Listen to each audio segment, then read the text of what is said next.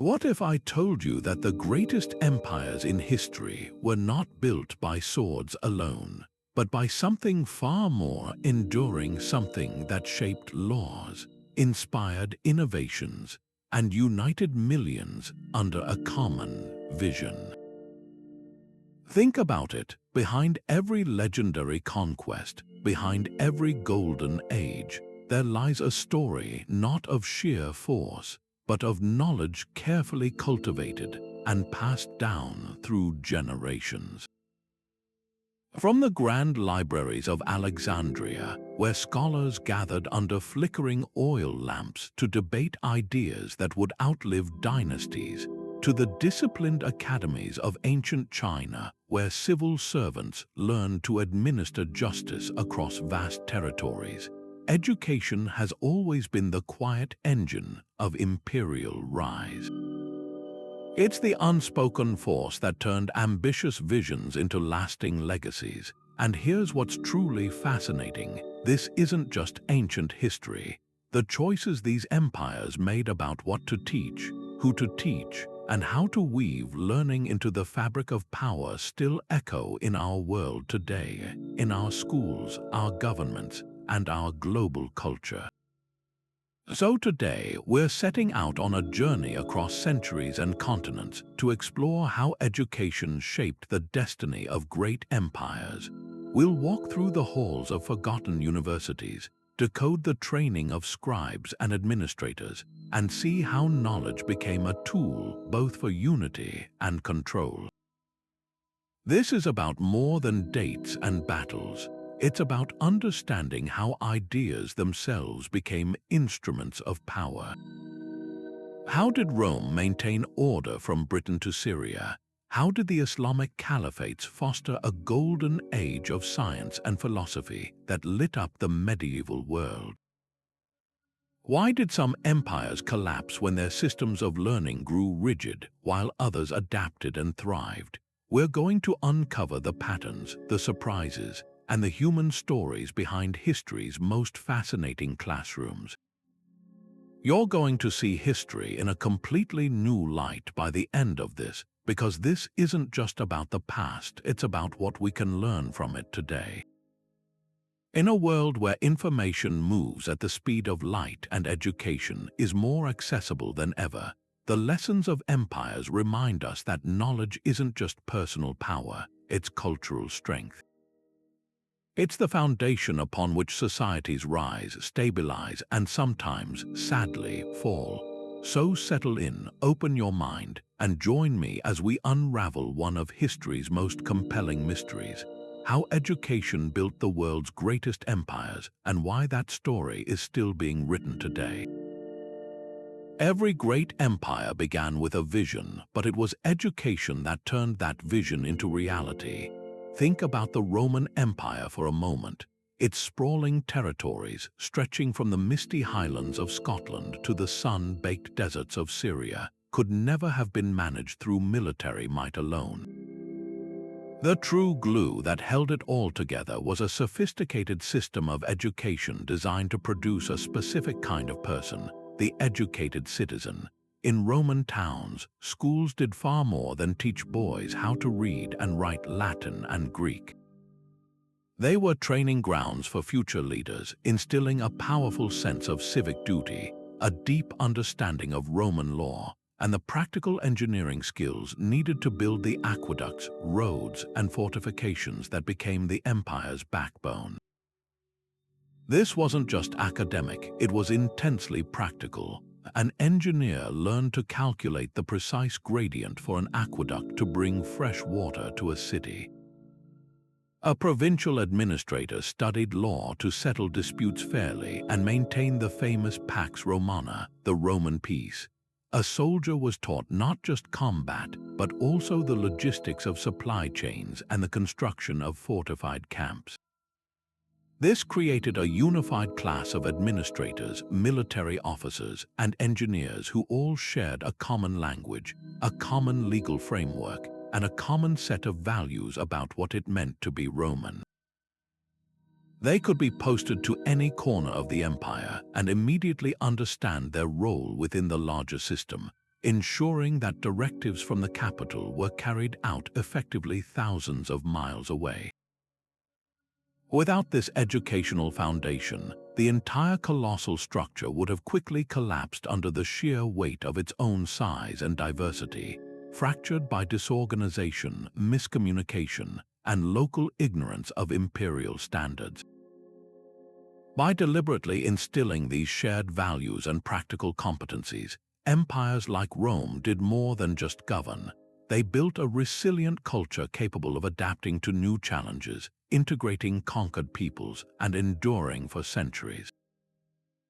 This transformative power of organized learning set the indispensable stage for everything that followed in the life of an empire, proving beyond any doubt that knowledge, carefully cultivated and disseminated, is the most enduring form of power. Now, let's travel even further back in time to the banks of the Nile, where the ancient Egyptian empire perfected a system of education so effective it became the very bedrock of its 3,000-year reign. In this land of pharaohs, knowledge was not a universal right but a highly specialized tool, meticulously crafted and reserved for a powerful elite. At the heart of this system was the scribe, a figure more vital to the empire's survival than any single general or noble. The path to becoming a scribe was grueling, beginning in childhood at specialized schools attached to temples or royal palaces. Young boys, and it was almost exclusively boys, would spend years mastering the incredibly complex system of hieroglyphics, a writing form comprising hundreds of intricate pictorial characters. Their training extended far beyond mere literacy. They immersed themselves in mathematics, learning geometry to re-establish field boundaries after the Nile's annual flood, and arithmetic to calculate taxes, manage grain stores, and distribute rations for the massive labor forces that built the pyramids. They studied astronomy to develop a precise calendar that predicted the flooding of the Nile, the event upon which all agricultural life depended. This wasn't just an academic exercise, it was the administrative machinery of the state. A single scribe's report could dictate the food supply for an entire city, the deployment of an army, or the resources allocated to a construction project that would stand for millennia. The importance of these learned men is captured in a famous ancient text, the Satire of the Trades, which vividly describes all other professions as miserable and debasing compared to the exalted life of a scribe. This was a powerful piece of propaganda designed to attract the best and brightest into the civil service, reinforcing the idea that knowledge was the ultimate path to prestige and power. Beyond the secular administrators, another crucial institution flourished, the Per-Ankh, or House of Life, often located within major temple complexes. These were not schools in the traditional sense, but vast libraries and scriptoriums where the empire's most sacred and practical knowledge was preserved.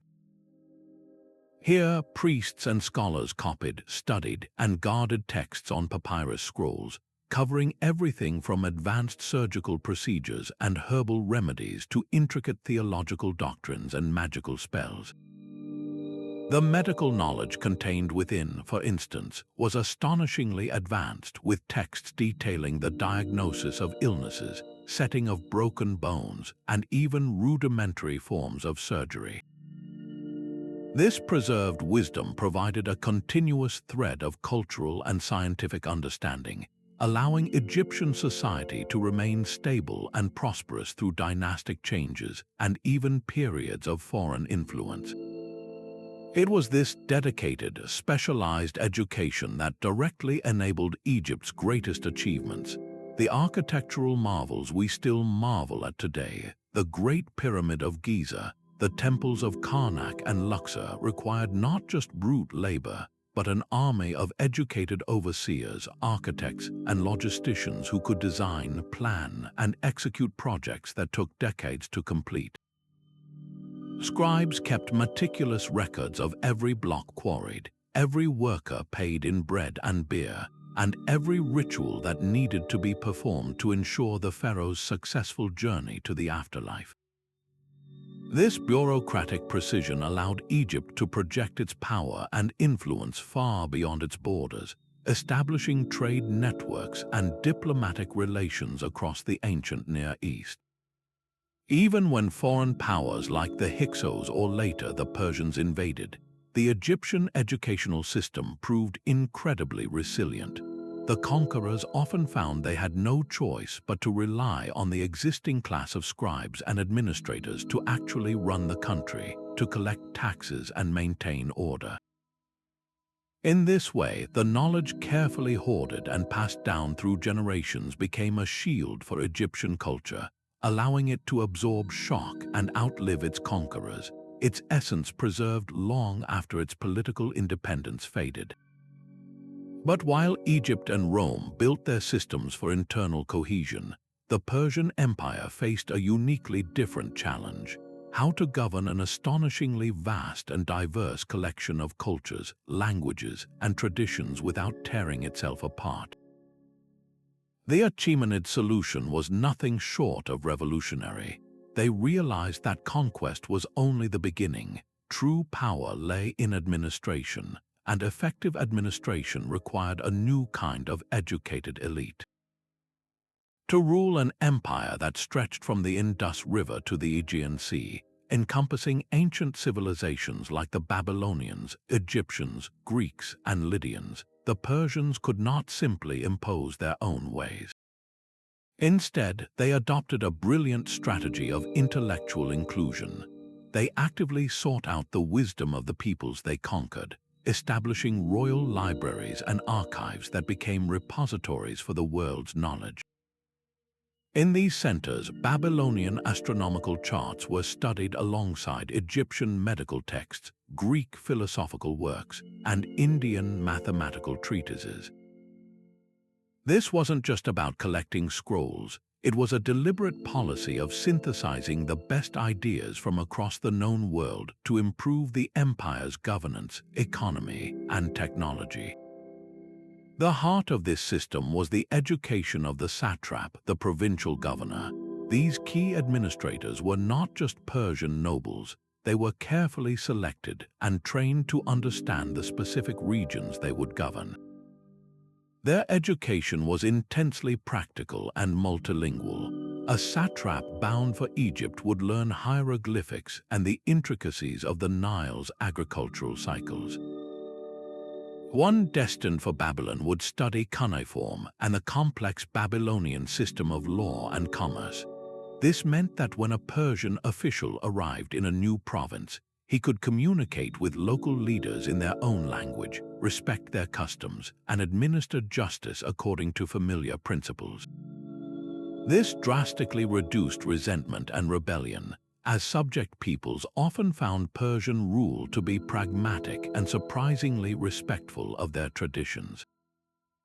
The famous Royal Road, a marvel of engineering that spanned over 1,600 miles, was not just a military highway, it was an information superhighway. Couriers could relay messages from the capital to the farthest satrapy in a matter of days, ensuring that this educated bureaucracy could be centrally directed with incredible efficiency, responding to crises, collecting taxes, and maintaining order with a speed no previous empire had ever achieved. This commitment to educational inclusivity yielded incredible innovations. Persian engineers, having studied irrigation techniques from Egypt and Mesopotamia, constructed an underground system of canals known as qanats to bring water to arid regions, turning deserts into fertile agricultural heartlands that could feed the empire's massive population. Their legal system, while unified under the king's ultimate authority, often incorporated local laws, creating a sense of continuity and fairness. By making education a tool for integration rather than assimilation, the Achaemenid Persians transformed the inherent challenge of diversity into their greatest strength. They created a stable, prosperous, and resilient empire where different cultures could thrive under a single, overarching system of administration, proving that an empire's longevity is not measured by its ability to conquer, but by its wisdom to learn from those it rules. Yet while the Persians mastered the art of governing diversity through practical education, a radical new idea about the purpose of learning was taking shape in the city-states of ancient Greece. In Athens especially, education underwent a profound transformation. It was no longer just a tool for training scribes or administrators. It became the very foundation of a revolutionary political experiment, democracy. For the first time in history, a society asked itself a staggering question: how do you educate a free person to be a responsible citizen, capable of both governing and being governed? The Athenian answer was to create a system known as paideia, an all-encompassing cultivation of the mind, body, and character. A young Athenian boy's education was meticulously designed to produce this ideal citizen. His mornings were spent with a grammatist learning to read and write, not just for record-keeping, but to study the epic poetry of Homer, which was seen as a guide to heroism, honor, and civic virtue. He learned music from a kitharist to understand harmony and rhythm, which were believed to instill a sense of balance and order in the soul. And he trained in gymnastics with a paidetribes to develop the physical discipline and courage needed to defend the city-state as a hoplite soldier. This holistic approach aimed to create a well-rounded individual, balanced in thought and action, who could participate effectively in the agora, the public assembly where every free citizen had a voice. The pinnacle of this intellectual revolution, however, was the rise of philosophy and the creation of institutions dedicated purely to the pursuit of knowledge. In a sacred grove just outside the city walls, Plato founded the Academy, arguably the world's first university. This was not a place for vocational training. It was a community of thinkers engaged in dialectic, a rigorous method of questioning and debate designed to uncover fundamental truths about reality, justice, and the good life. Plato's student, Aristotle, later established the Lyceum, where he and his followers systematically studied and categorized everything from the biology of sea creatures to the constitutions of different states. The curriculum in these schools centered on the trivium, grammar, logic, and rhetoric. Rhetoric, in particular, was paramount. In a democracy where persuading your fellow citizens in the assembly could determine state policy, the art of persuasive speech was the most practical skill a leader could possess. But it was always tempered by logic and ethics. The goal was not to win arguments through manipulation, but to discover and communicate truth for the betterment of the community. This extraordinary intellectual environment, fueled by a belief in rational inquiry and open debate, unleashed a torrent of innovation that would define Western civilization. Athenian thinkers made groundbreaking advances in geometry with Euclid, in physics with Archimedes, and in history with Herodotus, who invented the entire discipline of historical investigation. In the arts, playwrights like Sophocles and Aristophanes used the theater to explore complex moral and social issues, educating the entire populace through powerful drama.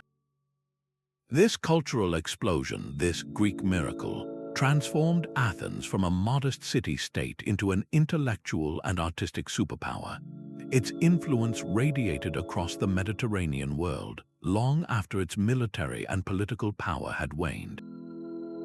Conquered by Macedon and later by Rome, Greece in turn conquered its conquerors culturally.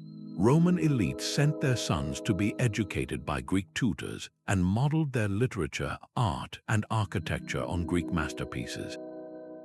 The Athenian model demonstrates that a society's true strength and lasting legacy are not found in the size of its army or the wealth of its treasury, but in its ability to foster a culture of critical thinking, artistic expression, and philosophical wonder, proving that the most powerful empire one can build is an empire of the mind, whose borders are limitless and whose influence is eternal. While the Athenians were perfecting the art of citizenship within their city walls, a young king from the northern kingdom of Macedonia was preparing to unleash a new model of imperial power, one that would weaponize Greek education for conquest on a global scale. Alexander the Great did not merely lead an army, he brought a classroom with him, and his most powerful general was the knowledge instilled in him by his legendary tutor, Aristotle. For years, the philosopher had schooled the young prince not just in rhetoric and statecraft, but in a worldview that saw Greek culture, Hellenismos, as the pinnacle of human civilization. Yet, from this education, Alexander drew a radically different conclusion than his teacher. Aristotle believed in a hierarchy between Greeks and barbarians, but Alexander envisioned something far more transformative, a grand synthesis, a fusion of the best ideas from every culture he encountered, all under the umbrella of Greek learning. This was not about imposing a single way of life by force. It was about creating a new, hybrid culture where knowledge itself was the currency of empire. Alexander's campaign became a rolling university, a mobile center of intellectual exchange that stretched from the shores of the Mediterranean to the banks of the Indus River. As he conquered, he founded over 70 cities, most famously Alexandria in Egypt, which he explicitly designed as a beacon of Hellenistic learning. But these were not mere military garrisons. They were planned as cosmopolitan hubs where Greek veterans would settle alongside Egyptian priests, Persian artisans, and Indian traders.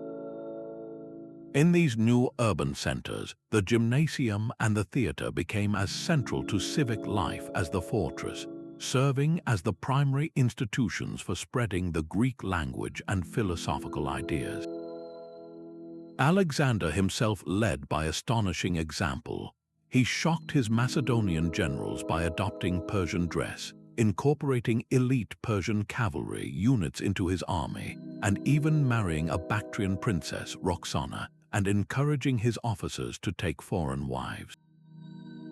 At the great banquet of Opis, he prayed not for Macedonian or Greek victory, but for harmony and partnership between all the peoples of his empire. This was a breathtakingly modern concept of unity through shared purpose and intellectual curiosity, rather than through pure subjugation.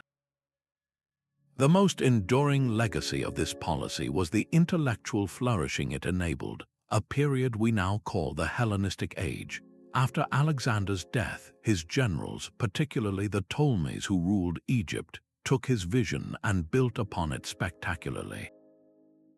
The Library of Alexandria became the symbol of this new era, an ambitious attempt to collect all the world's knowledge under one roof.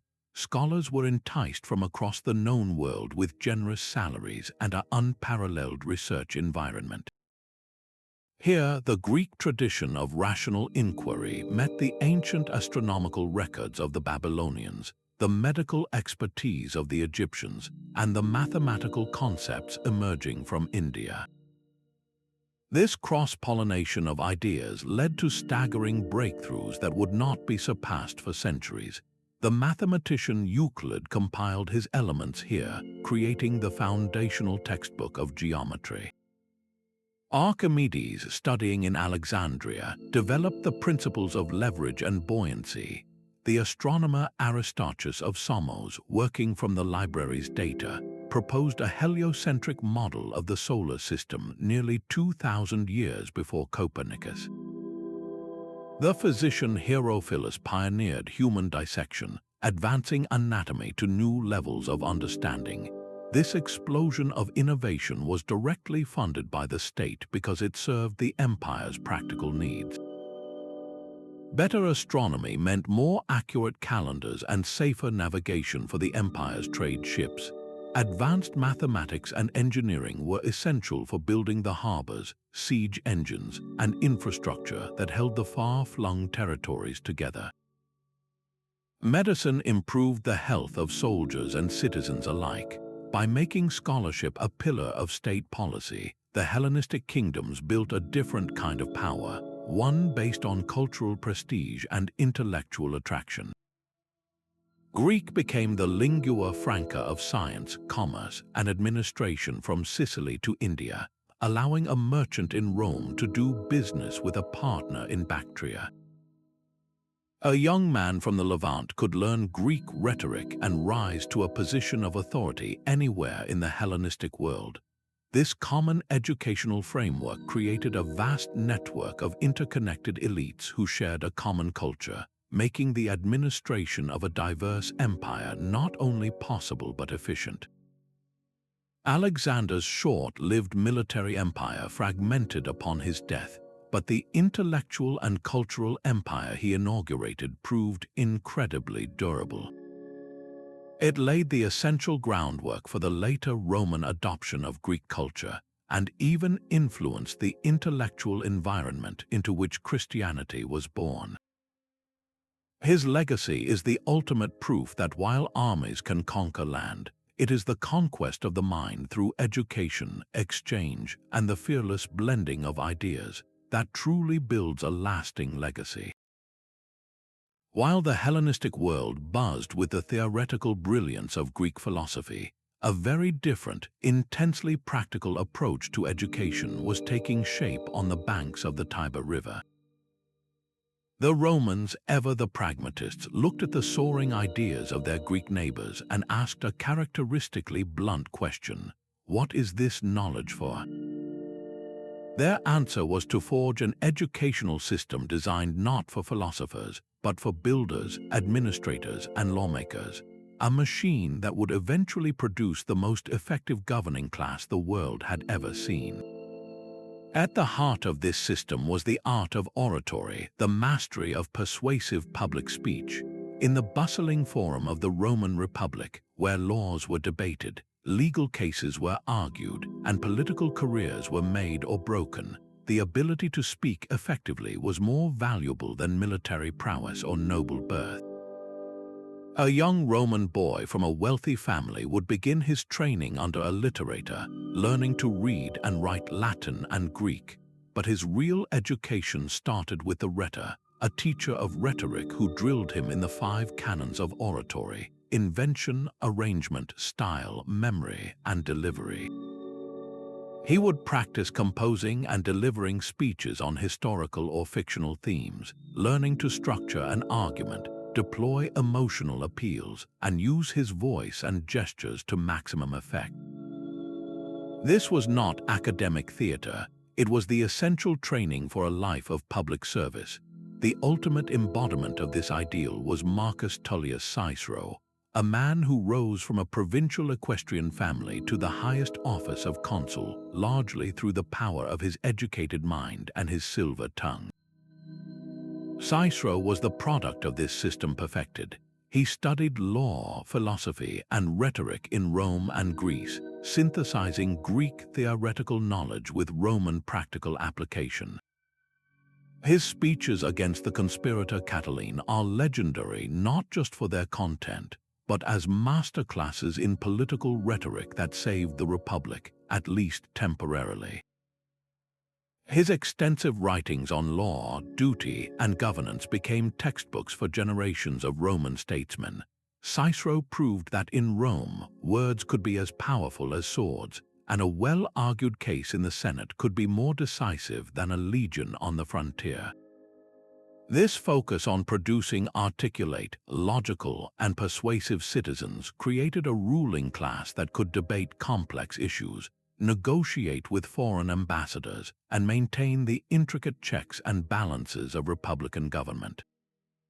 But as the Republic expanded into an empire, the focus of education evolved from debating in the Senate to administering the world. The sheer scale of the empire, spanning 3 continents and encompassing millions of people of different languages, gods, and customs, demanded a new kind of expertise, a deep, systematic understanding of law. Roman law began as the 12 Tables, a simple code displayed in the Forum, but it grew into a vast and sophisticated legal architecture, the backbone of imperial control. Schools now placed immense emphasis on jurisprudential training. Students pored over the edicts of praetors, the rulings of emperors, and the commentaries of great jurists like Gaius and Ulpian. They learned not just the statutes, but the principles of justice, equity, and fairness that allowed Roman law to be applied flexibly across countless cultures. A governor dispatched to Judea or Numidia arrived with a thick codex of laws and the trained judgment to adapt them to local circumstances. This was the genius of the Roman system. A Gallic chieftain or an Egyptian farmer could have their case heard by a Roman magistrate and feel that they had received a fair hearing based on a rational and predictable set of rules, not the arbitrary whim of a distant conqueror. This sense of impartial justice, of being part of a system that was greater than any local chieftain or tribal custom, fostered a profound sense of stability and loyalty to Rome itself. This legal framework was supported by an army of educated administrators, the clerks, tax collectors, surveyors, and engineers who were the true cogs of the imperial machine. They were trained in the agrimensor schools, learning the geometry needed to survey conquered lands and divide them into precise grids for new cities and farms. They were taught accounting to manage the vast flow of grain from Egypt to feed the city of Rome's 1,000,000 inhabitants. They studied logistics to supply legions stationed on the Rhine or in the Syrian desert. This massive, literate bureaucracy meant that an emperor in Rome could issue an edict concerning tax collection in Britain and have a reasonable expectation that it would be understood, transmitted, and implemented thousands of miles away by officials who all shared the same legal and administrative training. The famous Roman roads, while built by soldiers, were planned by educated engineers and served to carry not just legions, but laws, letters, and tax receipts, binding the empire together with a flow of information as much as force. This commitment to creating a unified class of experts in law and logistics is what allowed the Roman Empire to scale up from a city-state to a global power without immediately fracturing. It proved that an empire could be built on a foundation of codified knowledge and shared legal principles, creating a common Roman identity that could be adopted by a Spaniard, a North African, or a Syrian, granting them a stake in the system's continued success and ensuring its endurance for centuries beyond the lifespan of any single emperor or dynasty. While the Romans were refining their legalistic and rhetorical training to govern a vast empire on the other side of the world, the Han Dynasty in China was engineering a revolutionary system that would become one of history's most enduring models of imperial administration. Their genius was to create a direct, unbreakable link between education, political power, and the very legitimacy of the state itself. At the heart of this system was the civil service examination, a concept so radical for its time it's difficult to overstate its impact. For centuries, across almost all empires, key positions of power were inherited or granted through patronage, birthright, or military success. The Han, building on earlier Qin reforms, dared to ask a different question. What if the most qualified person got the job, regardless of their family name? The answer was a multi-tiered series of grueling exams, open in theory to almost any male in the empire, that tested not technical skills, but a deep, philosophical understanding of how to govern wisely and ethically. The curriculum for these exams was not chosen at random. It was drawn exclusively from the Confucian classics, a set of texts like the Analects, the Book of Documents, and the Spring and Autumn Annals that prescribed a vision of social harmony, hierarchical order, and benevolent rule. A candidate didn't just have to memorize these texts. He had to be able to write elegant essays applying their ancient wisdom to contemporary problems of statecraft, taxation, disaster relief, or border defense. He was being judged on his calligraphy, his literary style, and most importantly, his moral character as reflected through his interpretation of the classics. This meant that to gain power, the ambitious had to first fully internalize the very ideology that supported the state. A young man from a wealthy merchant family in the south and a scholar's son from the north, though they might never meet, were being molded by the same texts into sharing a common worldview, a common language of governance, and a common loyalty to the system that offered them this path to prestige. This created a remarkably cohesive and ideologically unified bureaucratic class, a mandarinate, that could be trusted to administer the emperor's will consistently across the empire's sprawling provinces. This system brilliantly addressed the ancient Chinese concept of the mandate of heaven, the idea that a ruler was only legitimate as long as he governed justly and effectively.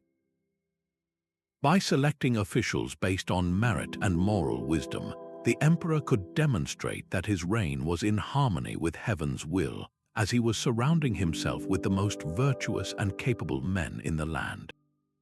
It was a powerful piece of political theater that legitimized Han rule, but the effects were far more than symbolic.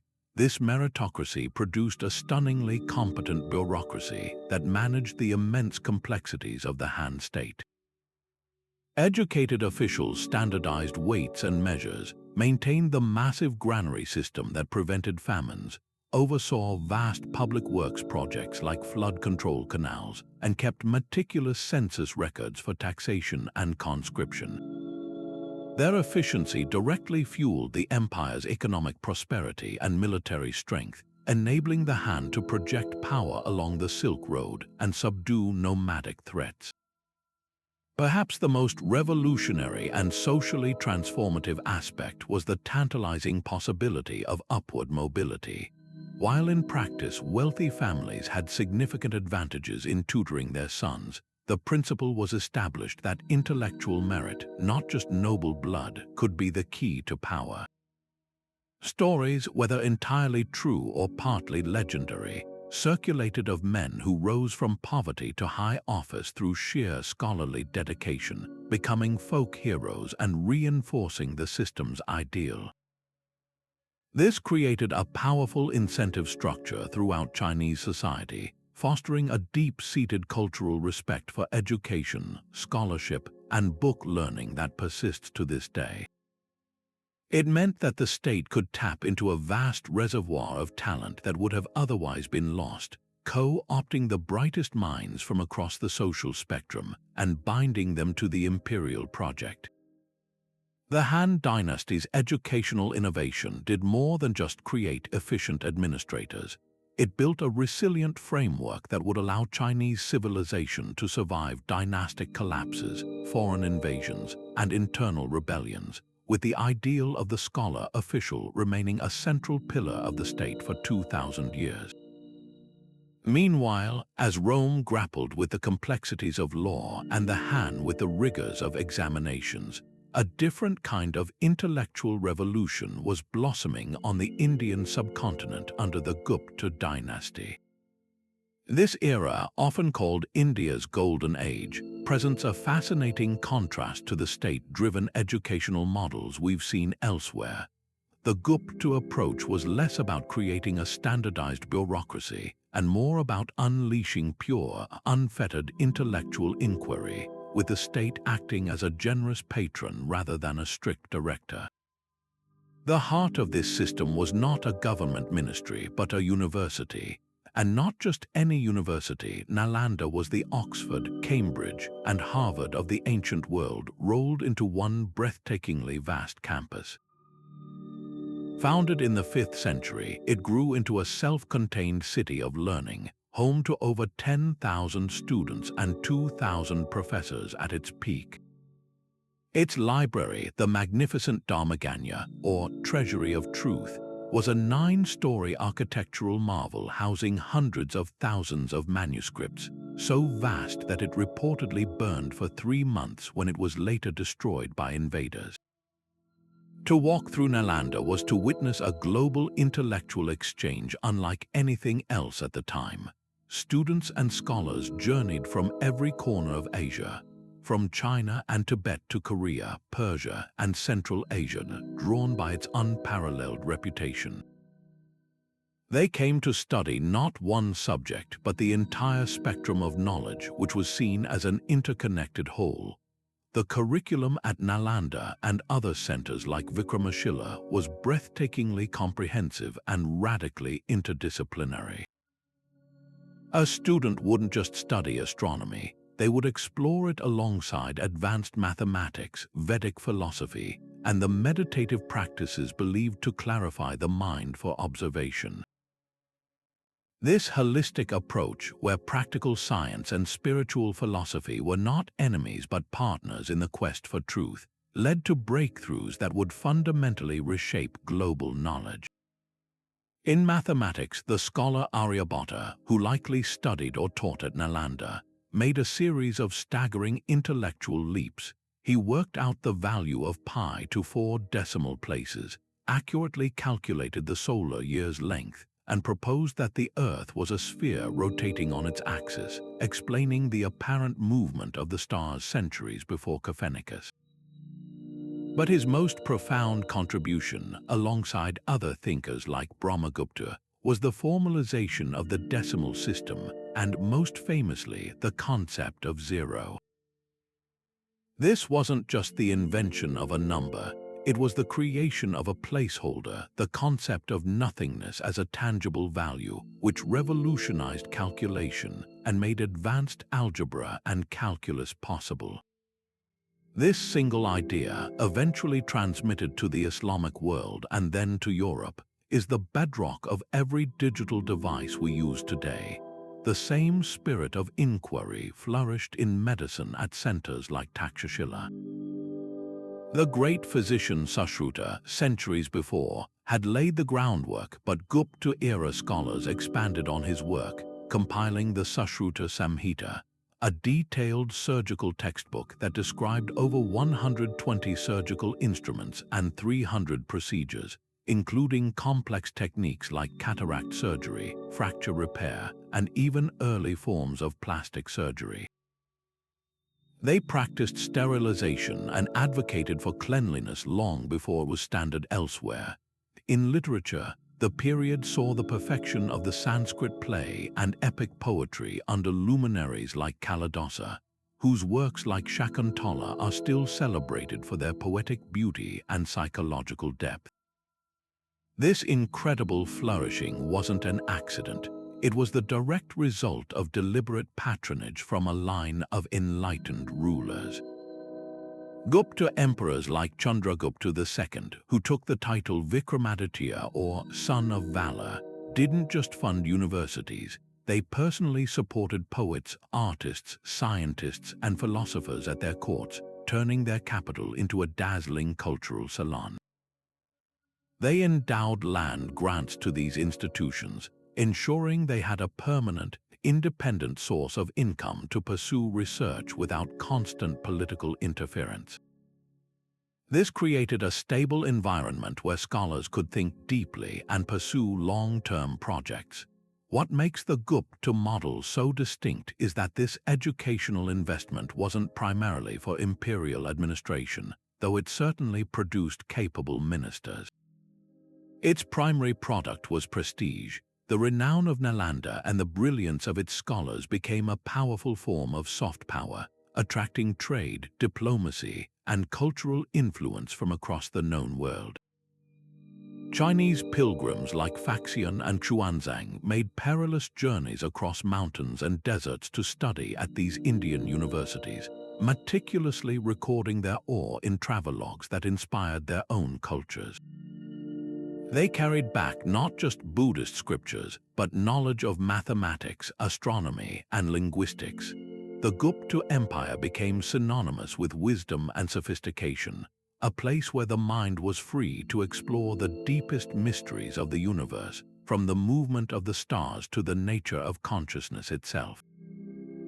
This golden age demonstrates that an empire's legacy isn't always measured in territory conquered or wealth accumulated.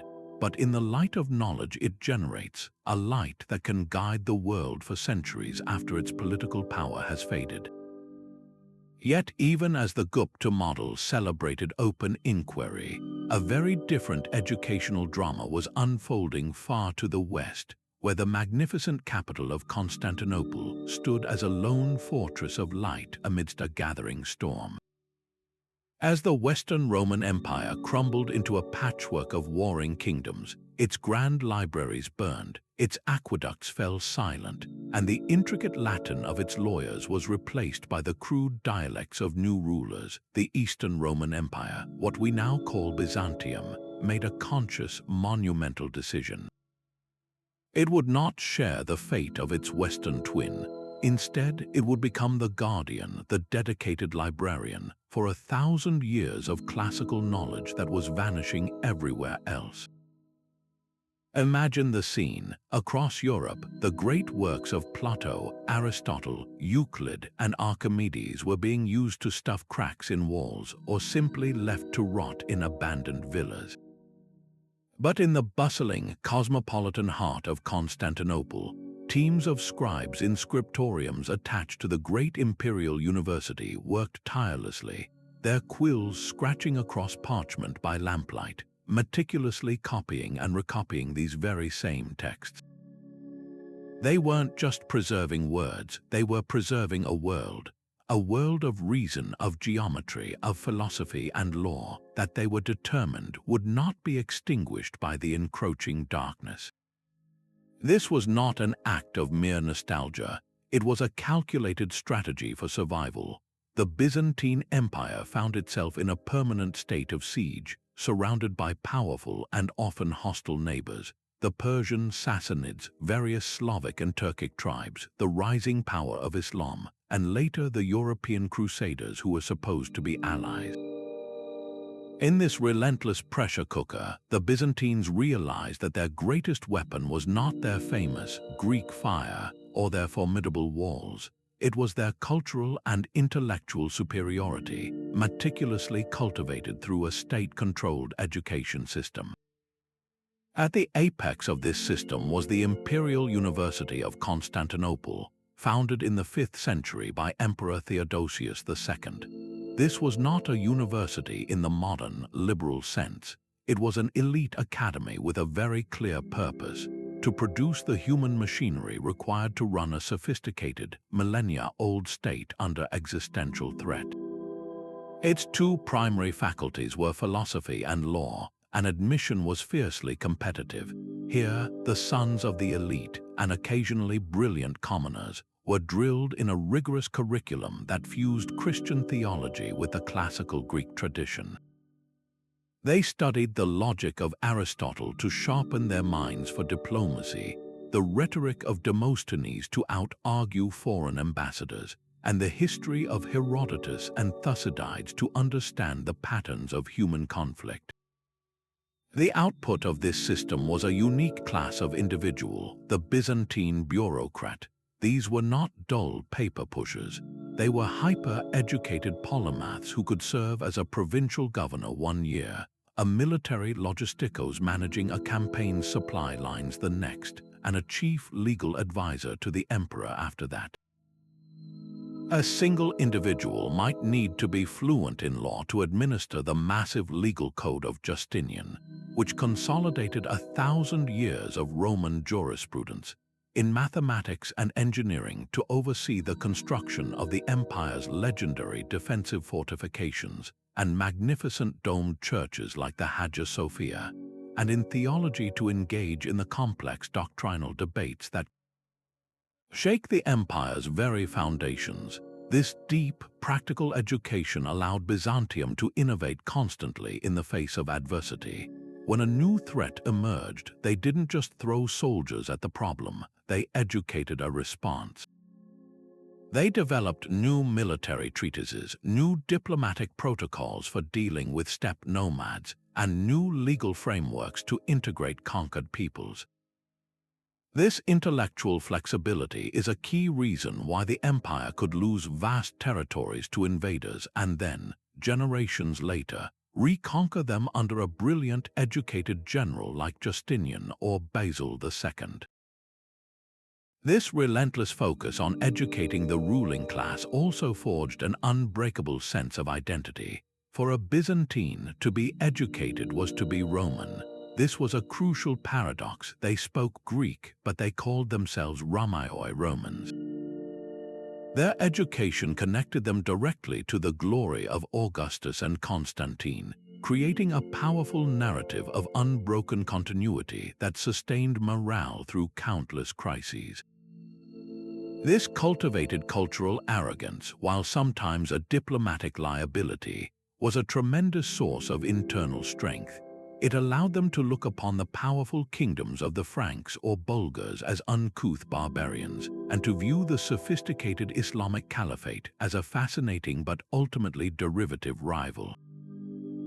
This sense of being the last bastion of true civilization, the direct heirs of Rome, gave them the psychological fortitude to withstand sieges, plagues, and brutal civil wars for 1100 years. The Byzantine story teaches us a profound and counterintuitive lesson about the nature of power.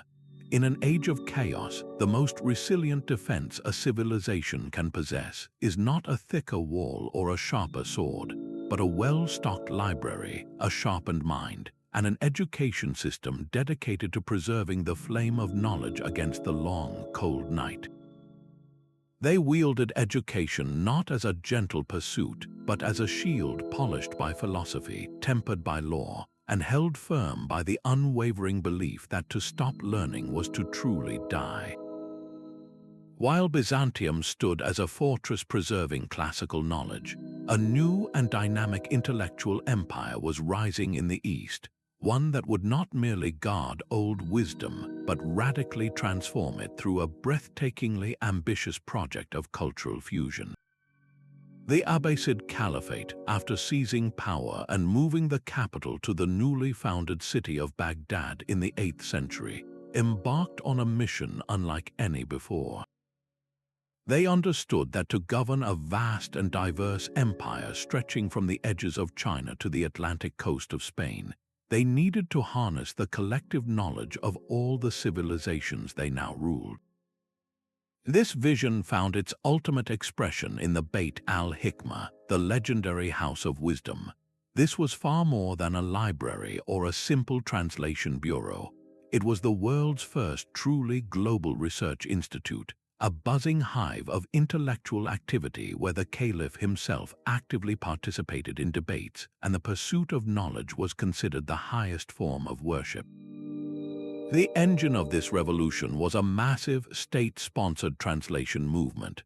Under the patronage of caliphs like Al-Mansur and Al-Mamun, teams of scholars, Christian, Jewish, Muslim, Zoroastrian, and Sabian, were assembled and handsomely paid to track down, translate, and critically analyze the greatest scientific and philosophical texts from the known world. Imagine the scene: a Greek manuscript of Ptolemy's Almagest, a foundational work on astronomy, arrives from a Byzantine monastery. A Christian scholar from Baghdad's academy, Hunayn ibn Ishaq, might translate it first into Syriac, his native tongue, checking its accuracy, and then his team would render it into Arabic, the new lingua franca of science. At the next desk, a Zoroastrian scholar like Muhammad ibn Musa al-Khwarizmi is studying Sanskrit texts from India, marveling at their numerical system. He doesn't just translate them, he synthesizes this Indian knowledge with Greek geometry and Persian mathematics, writing a revolutionary text whose title, Al-Kitab al-Mukht a letter 1e63 ar 5 letter 1e2 5 isa macron b al-Jabr w a letter 2b el-Mukabala, gives us the word algebra. His name, Latinized as algorithmy, gives us the word algorithm. This was the magic of the House of Wisdom. It was a place of creative synthesis, not passive preservation. This cross-pollination of Greek logic, Persian statecraft, Indian mathematics, and even Chinese paper-making technology sparked an explosion of innovation that laid the foundations of the modern world.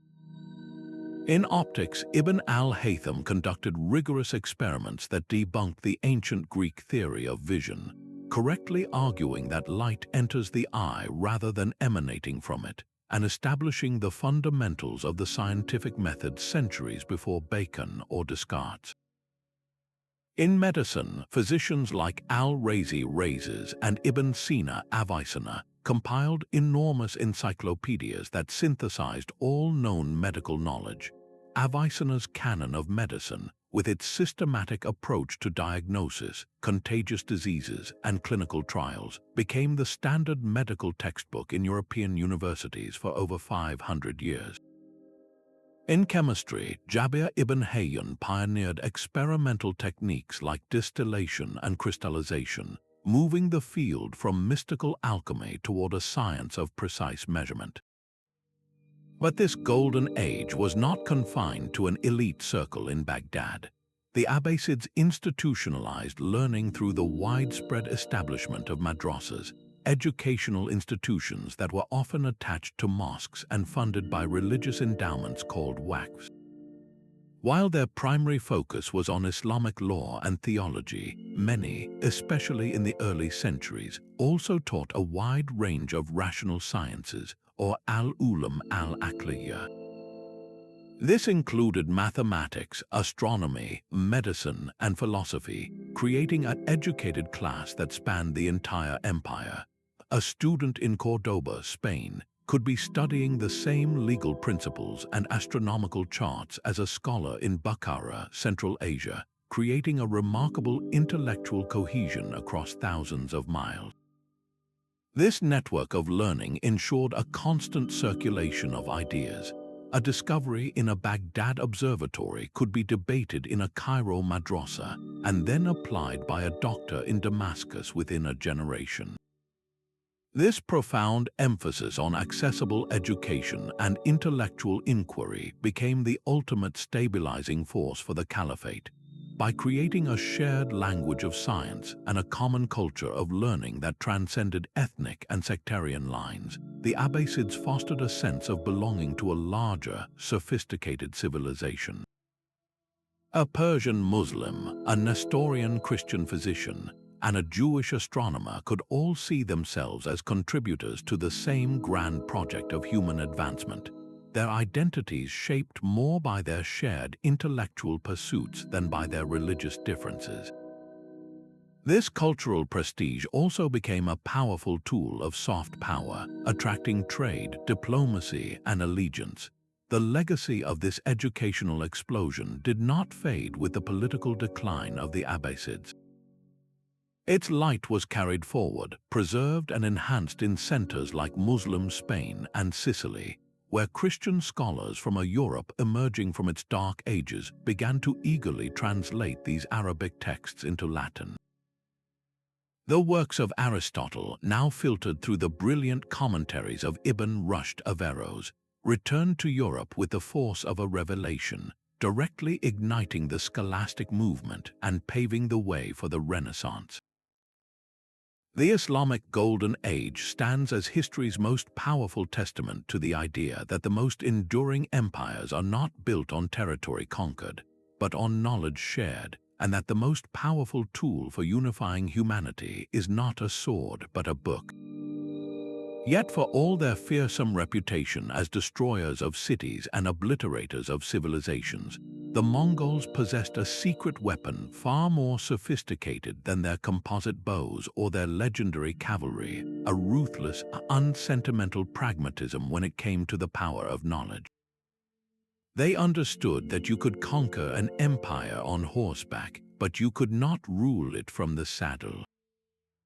Governing the largest contiguous land empire in human history, a staggering domain that stretched from the shores of the Korea to the gates of Vienna, required a different kind of strength, the administrative power of the written word, the calculated logic of the tax ledger, and the unifying force of a well-organized communication network. So, in a breathtaking act of cultural adaptation, These steppe nomads, who had no written language of their own until the time of Genghis Khan, became master patrons of learning, but always with a very specific utilitarian goal in mind. They were not interested in philosophy for its own sake or art for beauty's sake. They were interested in what worked. Their entire approach to education can be summed up in one word: utility. If a piece of knowledge could help them count, communicate, or control, they would adopt it, adapt it, and implement it with terrifying efficiency, regardless of its source. The genius of the Mongol system was its radical inclusivity in talent recruitment. After the initial shock of conquest subsided, the Mongol Khans did not slaughter every scribe, scholar, or engineer they found. Instead, they took a census of intelligence. They identified the most useful minds from every conquered culture and offered them a simple, stark choice: serve the empire and thrive, or refuse and face the consequences. From the Uyghurs of Central Asia, they adopted a script to write the Mongolian language, creating the first standardized writing system for their people. From the Chinese, they recruited thousands of clerks, administrators, and artillery experts who knew how to build and operate the terrifying siege engines that could batter down the walls of any defiant city. Persian mathematicians were put to work designing the complex decimal system that organized the Mongol armies into units of 10, 100, 1,000, and 10,000. A structure of breathtaking logistical simplicity that gave them a massive command and control advantage on the battlefield. Muslim astronomers from Baghdad were employed to create more accurate calendars and star charts, which were crucial for timing military campaigns and maintaining a regular schedule of tax collection across different climatic zones. This created a truly cosmopolitan administration where a Nestorian Christian from Syria might be managing finances alongside a Confucian scholar from Beijing and a Muslim judge from Samarkand, all united under the banner of the Great Khan. Nowhere was this pragmatic embrace of foreign knowledge more evident than in the court of Kublai Khan, the grandson of Genghis who completed the conquest of China and established the Yuan dynasty. While he never lost his identity as a Mongol warrior, Kublai consciously surrounded himself with advisors from every corner of his empire and beyond. He established schools to ensure the sons of the Mongol elite were literate and could understand the complexities of governing a sedentary, agricultural society, a dramatic shift from their nomadic roots. His most famous foreign recruit was the Venetian merchant Marco Polo, whose accounts, though sometimes debated, vividly describe a court buzzing with international exchange. But more significant than any single traveler was Kublai's active promotion of technological and administrative innovations that he recognized as superior. He championed the use of paper money, a concept the Mongols encountered in China, and issued decrees establishing it as the official currency of the realm. This was a revolutionary financial tool that simplified trade across vast distances and gave the central government unprecedented control over the economy. He also vastly expanded and formalized the Yam system, a courier network that was the internet of the medieval world. This was not a Mongol invention. Similar systems existed in Persia and China, but the Mongols perfected it on an imperial scale. Relay stations with fresh horses and riders were placed a day's journey apart along all major routes, allowing a message to travel up to 200 miles in a single day. An order from the capital in Karakorum could reach a military commander in Russia in a matter of weeks, a speed of communication that would not be surpassed in Europe until the 19th century. This network did not just carry military orders, it transported merchants, diplomats, and importantly, scholars, creating a safe corridor for the exchange of ideas, technologies, and medical knowledge between East and West. This relentless focus on practical, Applied learning allowed the Mongols to achieve what no other nomadic power had ever managed: the stable, long-term administration of a massively diverse and sedentary population. They had no desire to make everyone Mongol. They simply wanted everyone to be productive and peaceful subjects who paid their taxes on time. To that end, they were brilliantly adaptive, often ruling through existing local power structures. In Russia, they collected taxes through Orthodox Christian princes. In the Middle East, they utilized the existing Muslim bureaucracy. In China, they eventually adopted the entire Confucian examination system to recruit officials, though they always kept the top military and strategic positions for themselves. This wasn't based on an ideology of multiculturalism. It was the coldest, most calculating form of realism. Why reinvent the wheel when you could simply take the best wheels from every culture you conquered and bolt them onto your own chariot? The Mongol Empire stands as a powerful contradiction to the traditional image of the uneducated barbarian. They demonstrate that the effectiveness of an education system is not measured by the grandeur of its libraries or the abstraction of its philosophies, but by its ability to solve real-world problems of power, logistics, and control. Their legacy is a testament to the idea that the most valuable knowledge is not always that which is pursued for its own sake, but that which is seized, synthesized, and deployed with a single, unwavering purpose: to serve the ruthless and efficient needs of empire.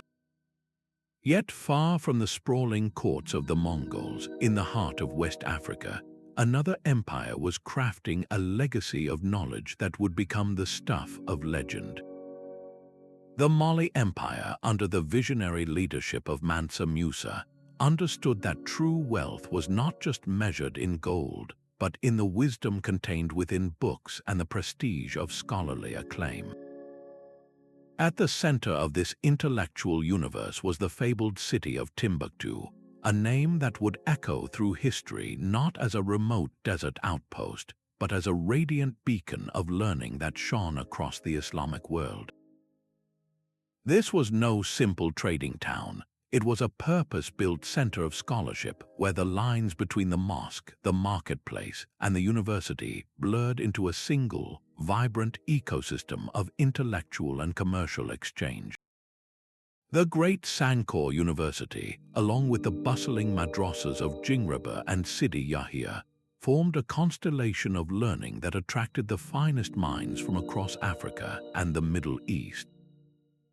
To be a scholar in Timbuktu was to hold one of the most respected positions in society, a status often surpassing that of wealthy merchants or powerful officials.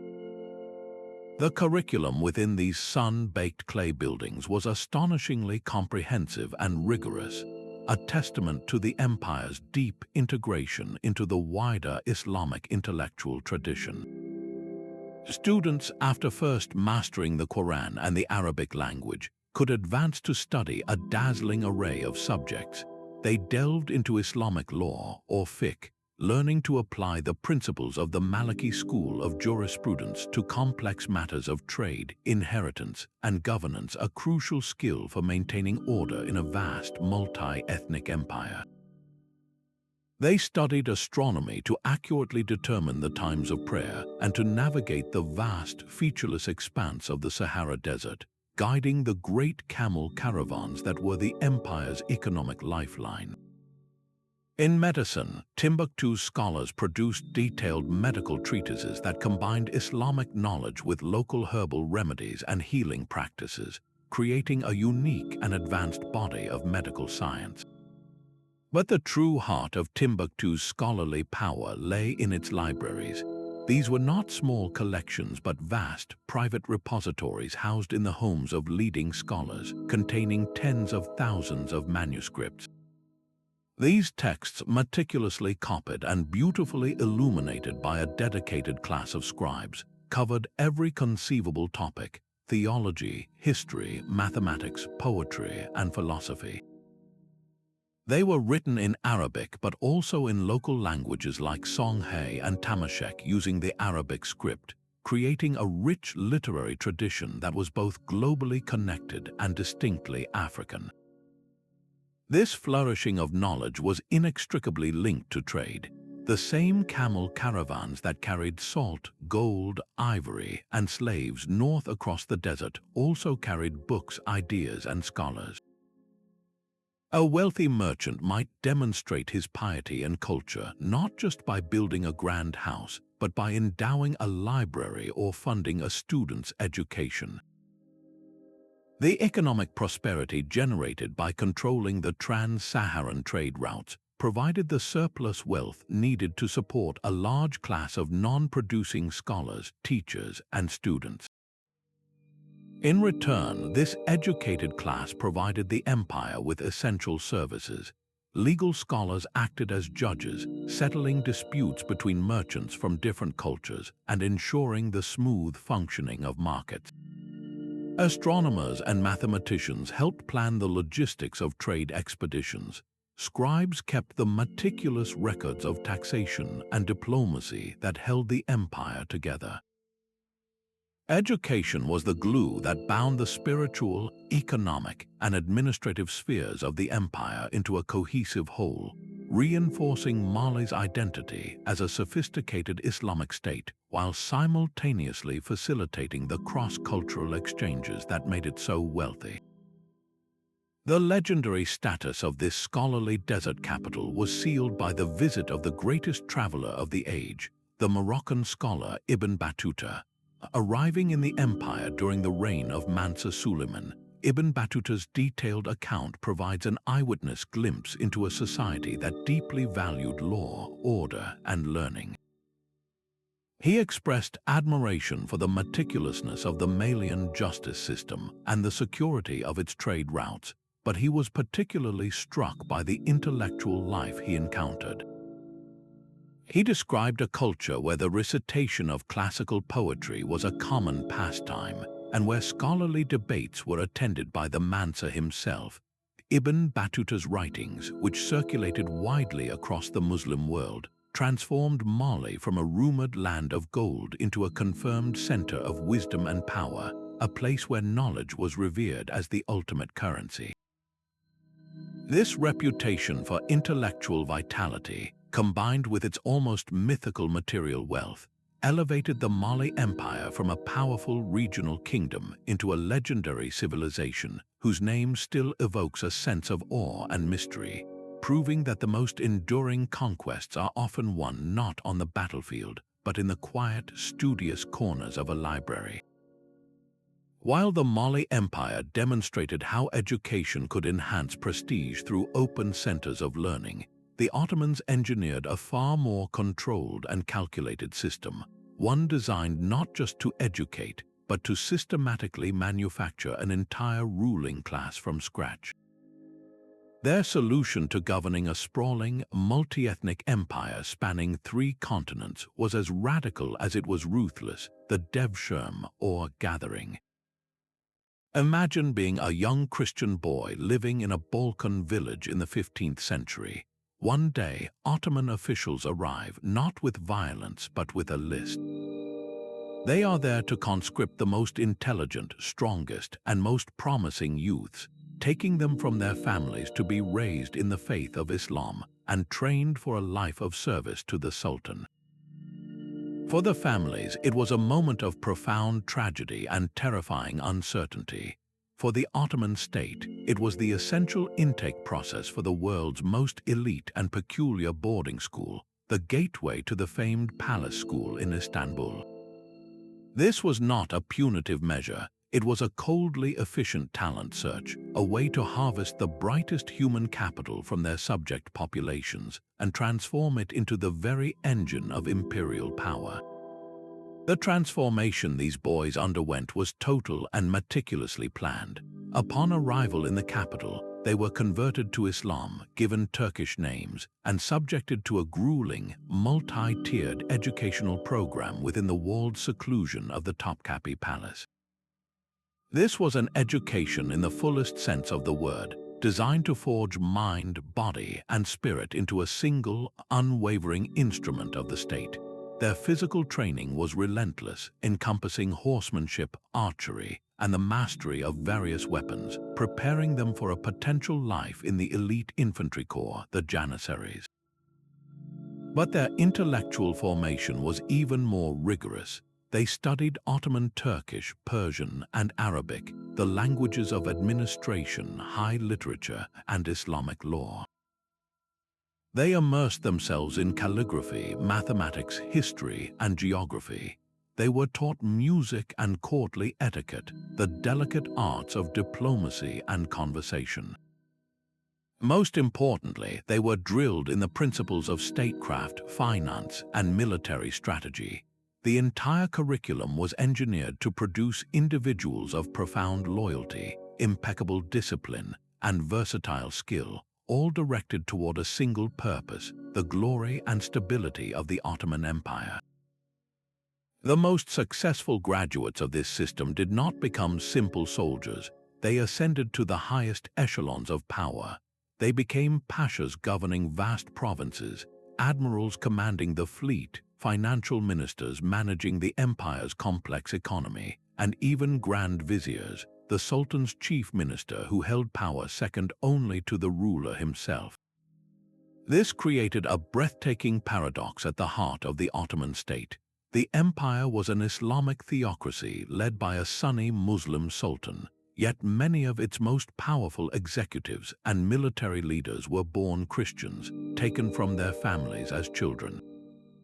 This system brilliantly solved several critical problems at once.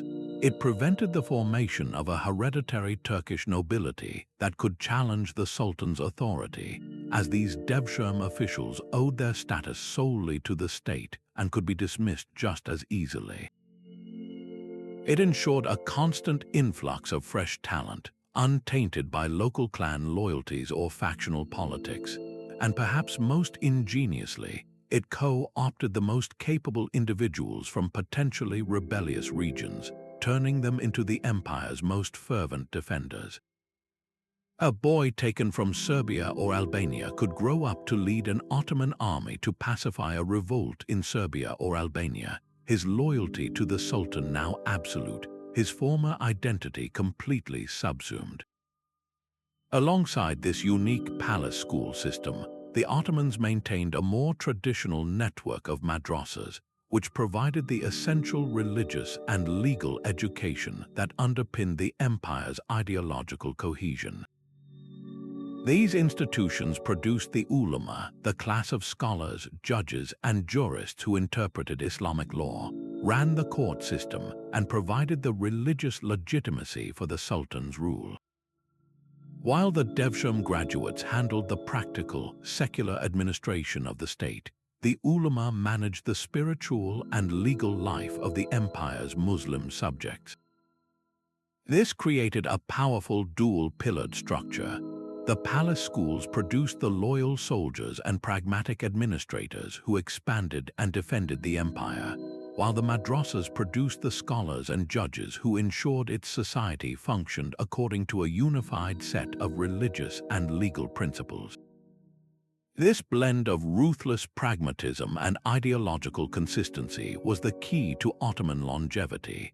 It allowed them to govern an incredibly diverse population of Turks, Arabs, Kurds, Greeks, Slavs, and Armenians for over 6 centuries, balancing the need for strong, centralized control with a respect for the religious law that was the bedrock of their legitimacy.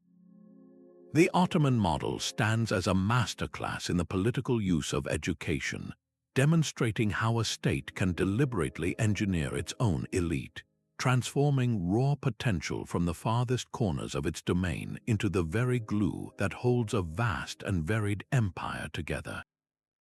Now let's journey high into the Andes Mountains to discover an empire that achieved breathtaking complexity without a single line of written text.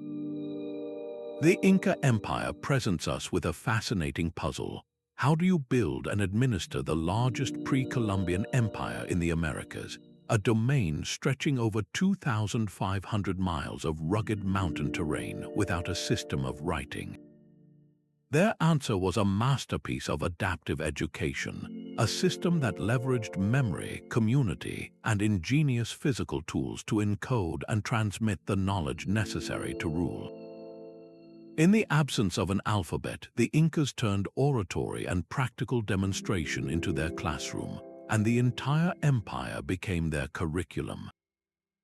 This was not education for individual enlightenment. It was a collective project of remembering, doing, and belonging, perfectly calibrated to sustain one of history's most impressive and logistically daunting states. At the heart of this system were the quippus, intricate devices of knotted strings that served as the empire's database, ledger, and historical archive all in one. Far more than simple counting tools, these complex assemblages of colored cords, with knots signifying different numerical values based on their position and type, were mastered by a special class of trained record keepers known as quipucamayaks. These men were the human hard drives of the empire, educated to read the quippus by touching the knots, recalling not just numbers but the narratives and administrative details associated with them. A single quipu could store data on tax obligations, census records, military organization, and astronomical cycles. The training to become a quipucamayak was rigorous and exclusive, often passed down within families, ensuring that the vital information flowing to the capital, Cusco, was accurate and standardized. This was a tactile, three-dimensional form of literacy that allowed the Inca state to manage its resources with a precision that rivals any ancient bureaucracy, proving that data storage is a concept independent of the written word. Beyond the quipu, the primary method of education was deeply communal and woven into the fabric of daily life. In a society organized around the Ailu, a kinship-based community group, knowledge was transmitted vertically from elders to youth and horizontally through shared labor. The Incas had a concept called mitha, a form of public service where communities contributed labor to state projects. This was where engineering knowledge was not taught but caught. A young man wouldn't read a manual on how to build an earthquake-resistant wall. He would join a work crew alongside master stonemasons. Through observation, imitation, and hands-on practice, he learned the exact techniques for cutting polygonal stones to fit together without mortar, a method so effective that many Inca structures still stand centuries later, having weathered countless tremors. This same apprentice model applied to agriculture. The Incas transformed steep mountain slopes into fertile farmland using vast networks of terraces, each a complex system of drainage, irrigation, and microclimates. This knowledge was passed down through generations of farmers working the land, experimenting with different crops like potatoes and maize at varying altitudes, and managing the intricate water channels that fed them. The state also maintained a more formal, though still oral, school for the sons of the nobility in Cusco. Known as the Yachewasi, or House of Learning, this institution educated the future rulers, priests, and generals of the empire. For 4 years, these young elites were instructed by learned men called amotas. Their curriculum was memorized and recited, covering Inca history, religion, law, and the complex ideology that justified their rule. The belief that the Sapa Inca was a divine descendant of the sun god Inti. They learned the official version of the empires passed through epic poems and songs, ensuring that a unified historical narrative reinforced the social hierarchy and the emperor's absolute authority. This education produced the administrators who could then travel the empire's famous road system, coordinating the movement of goods and armies, and managing the kolka, the state storehouses that held surplus food for times of famine, which were the key to preventing unrest and maintaining control. The ultimate testament to the effectiveness of this oral and practical education system is etched into the landscape itself. The citadel of Machu Picchu is not just a beautiful city. It is a graduate-level dissertation in engineering, astronomy, and urban planning, all achieved without blueprints, written calculations, or the wheel. Its construction required a profound understanding of hydrology to bring in fresh water and manage rainfall, of geology to build on fault lines, and of astronomy to orient temples to solstice events. Every perfectly fitted stone, every gracefully curving terrace, is a silent lesson left behind by a culture that knew how to teach its people to see, to feel, to remember, and to build. The Inca case powerfully disrupts our modern bias that equates education solely with formal literacy. It reveals that the true core of any successful educational system is its effectiveness in transmitting the essential skills and unifying values a society needs to survive and flourish. For the Incas, that meant creating a shared identity, a collective memory, and a practical mastery over their environment so complete that it allowed them to weave together dozens of distinct cultures into a single, awe-inspiring mountain empire, all through the power of the spoken word and the skilled hand. Yet as the Spanish crown solidified its control over vast new territories, it faced a profound and unprecedented challenge: how to govern millions of people whose languages, gods, and very understanding of the world were utterly foreign. The solution they engineered was as ambitious as it was contradictory: a system where the cross and the classroom became the primary instruments of conquest, long after the swords had been sheathed. This was not a simple project of exploitation. It was a vast, often brutal, attempt at soul crafting, an endeavor to systematically dismantle indigenous worldviews and reassemble them according to a Spanish Catholic blueprint.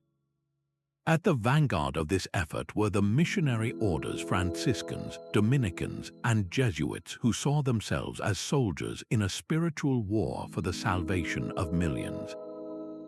They fanned out across New Spain and Peru, establishing missions that were far more than churches. They were self-contained cultural conversion factories. Within their walls, the first lesson was often one of terrifying symbolic power: the deliberate destruction of indigenous codices, the burning of sacred texts that represented the memory and identity of entire civilizations. This act of erasure was meant to create a blank slate, a tabula rasa upon which a new European identity could be written. The curriculum in these mission schools was meticulously designed to achieve this total assimilation.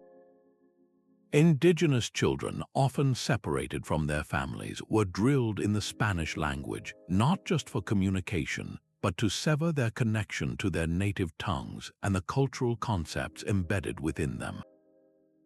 They were taught catechism, learning the tenets of Catholicism by rote memorization, their minds filled with stories of saints and a singular, all-powerful God that directly contradicted their own polytheistic beliefs.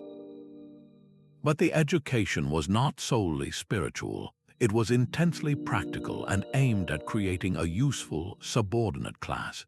Boys learned European trades like blacksmithing, carpentry, and tailoring, skills that served the economic needs of the new colonial society. Girls were instructed in sewing, cooking European foods, and other domestic arts deemed appropriate for a Christian household. This training had a dual purpose. It provided the colony with a skilled labor force, and it instilled the values of discipline, hierarchy, and manual labor that the Spanish equated with civilization itself. The entire system was underpinned by a paternalistic and often deeply racist ideology that viewed indigenous peoples as childlike souls in need of saving, their own rich cultural knowledge dismissed as pagan superstition to be purged. But the Spanish project was not monolithic, and a fascinating second layer of education emerged that would ultimately complicate the empire's control. Recognizing the need for a local elite to help administer such distant territories, the crown authorized the establishment of universities in the major viceregal capitals. The Royal and Pontifical University of Mexico, founded in 1551, and the National University of San Marcos in Lima, established in 1551, became the jewels of Spanish colonial education.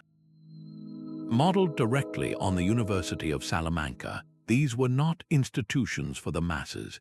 They were exclusive academies for the sons of Spanish colonists and, crucially, a growing class of wealthy criollos, American-born Spaniards. Here, the curriculum was a world away from the vocational training of the mission schools.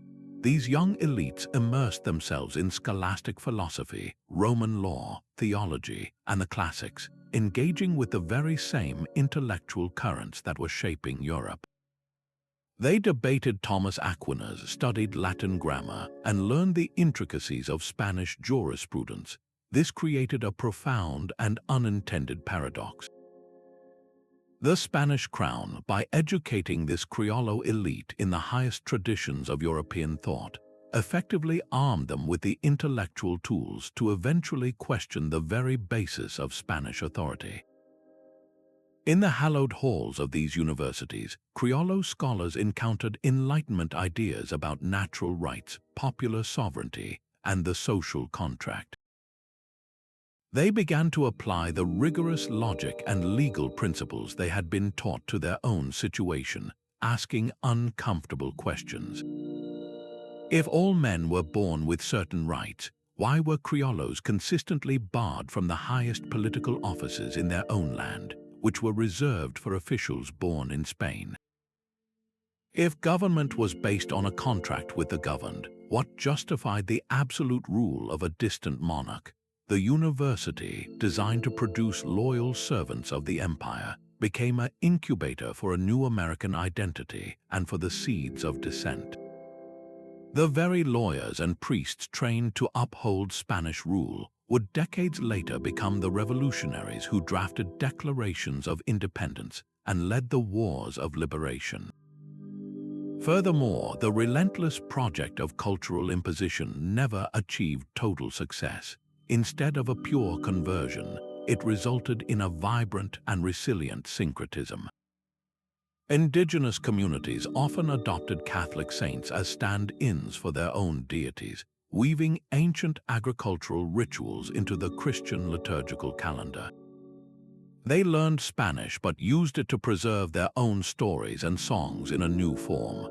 This cultural blending created a rich, new mestizo identity that was neither fully Spanish nor entirely indigenous, but something uniquely American, a testament to the inability of any educational system to completely erase the human spirit's drive to preserve and adapt its own heritage. As the sun finally set on the Spanish Empire, a new global power was rising, one that would wield education with a different yet equally calculated precision. The British approach to empire was less about religious conversion and more about what they termed a civilizing mission, a paternalistic belief that they were burdened with the duty of bringing British law, commerce, and culture to what they saw as the less developed corners of the world. And the primary factory for producing the men who would carry out this vast project was not a university or a government ministry, but an unlikely institution, the English public school. Places like Eton, Harrow, and Rugby were far more than just elite boarding schools. They were carefully engineered ecosystems designed to manufacture a very specific type of individual, the Imperial administrator. Here, amidst the manicured cricket pitches and Gothic revival architecture, the sons of the aristocracy and the burgeoning upper middle class were put through a rigorous process of character formation. The curriculum was heavily focused on the classics' intense study of Latin and Greek literature, not for their intrinsic philosophical value, but because it was believed that wrestling with the complexities of Cicero and Thucydides trained the mind in logical thought and provided models of civic virtue from ancient empires. But the real education happened outside the classroom.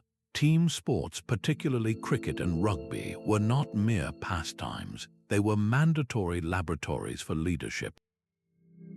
On the playing field, boys learned to command and obey, to win with modesty and lose with grace, to prioritize the team over the individual.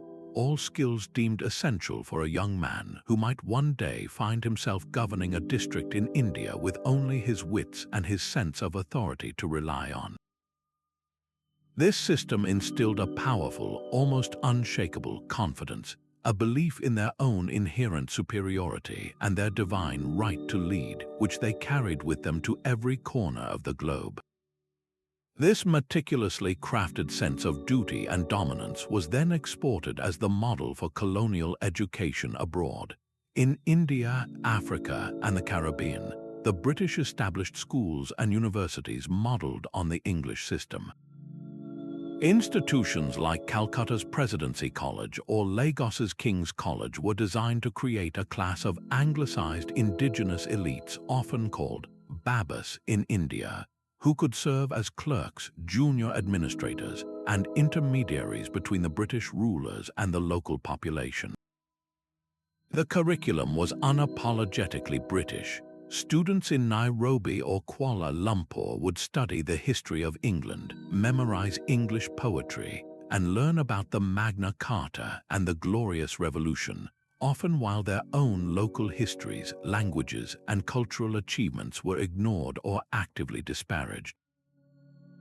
The goal was twofold. First, to create an efficient, English-speaking layer of bureaucracy that could help run the empire at a lower cost, and second, to foster a cultural affinity for British values, creating a population that would be loyal to the crown and receptive to British goods and ideas.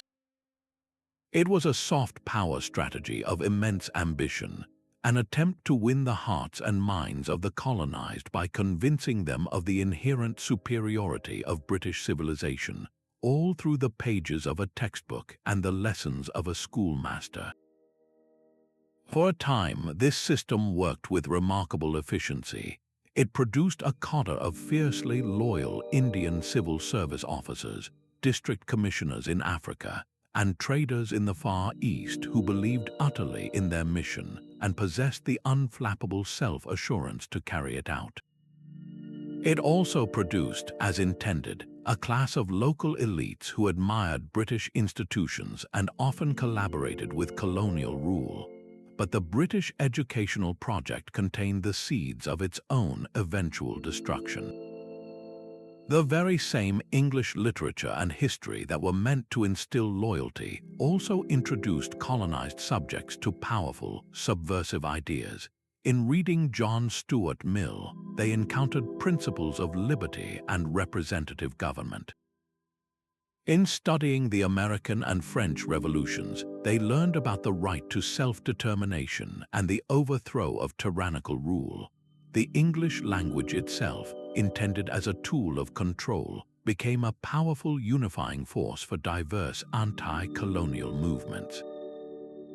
A young Indian lawyer educated in English law, like Mahatma Gandhi, could use his knowledge of the British legal system to brilliantly challenge British rule on its own terms. African nationalists like Ghana's Kwame Nkrumah, educated in British and American universities, could articulate the case for independence using the language and political concepts of their colonizers. The classroom meant to create obedient servants ended up creating the most formidable critics of empire, men and women who could skillfully turn the ideals of their rulers against them, arguing that if liberty and self-government were good for the English, they must also be good for Indians, Kenyans, and Nigerians. The British Empire, in its attempt to educate a class of intermediaries, unintentionally educated its own gravediggers, proving that knowledge, once disseminated, cannot be easily contained or directed, and that the tools of control can, in the right hands, become the instruments of liberation. While the British sought to create loyal intermediaries, the French pursued a far more ambitious and transformative goal: to remake the world in their own image through a policy of complete cultural assimilation. The driving ideology behind this project was the revolutionary concept of the French Republic itself, a universalist belief that anyone, regardless of origin, could become a French citizen by embracing the language, culture, and values of la civilisation française. This was not a mere administrative strategy, it was a secular crusade, an attempt to extend the promise of 1789 to the farthest reaches of the empire. At the heart of this endeavor was the Lycée, the prestigious French secondary school, which was deliberately exported to colonies from Algiers to Hanoi as the primary engine of this cultural conversion. These institutions were not modest outposts. They were imposing buildings designed to replicate the experience of a metropolitan education, complete with a curriculum centered on French literature, history, and philosophy. The implicit promise was seductive: excel within this system, and you could theoretically shed the status of subject and ascend to the ranks of the evolved native, granted greater rights and privileges, and welcomed into the fold of French civilization. This system was implemented with particular intensity in Algeria, which was not treated as a distant colony but as an integral part of France itself, divided into departments just like those around Paris. Here, education was the sharp end of the assimilationist spear. Arab and Berber children were immersed in a world where the history of nos ancêtres les Gaulois, our ancestors the Gauls, was presented as their own, while their own rich heritage of amazing kingdoms and Islamic scholarship was systematically marginalized or erased from the syllabus. The goal was to create a psychological break, to forge a new identity that was exclusively French. In Indochina, the famed Lycée Albert Sarraut in Hanoi served a similar purpose for the Vietnamese elite, offering a pristine Parisian education to the sons of mandarins and wealthy merchants. The curriculum was a testament to French cultural confidence, demanding mastery of Victor Hugo and Descartes while offering little about the epic poems of Nguyen Du or the philosophical traditions of Confucianism that had shaped the region for a millennium. This education was a potent cocktail. It bestowed upon its recipients the powerful tools of Enlightenment reason, Republican rhetoric, and a deep familiarity with the inner workings of the French state. The devastating irony which would ultimately unravel the French Empire was that this education worked too well.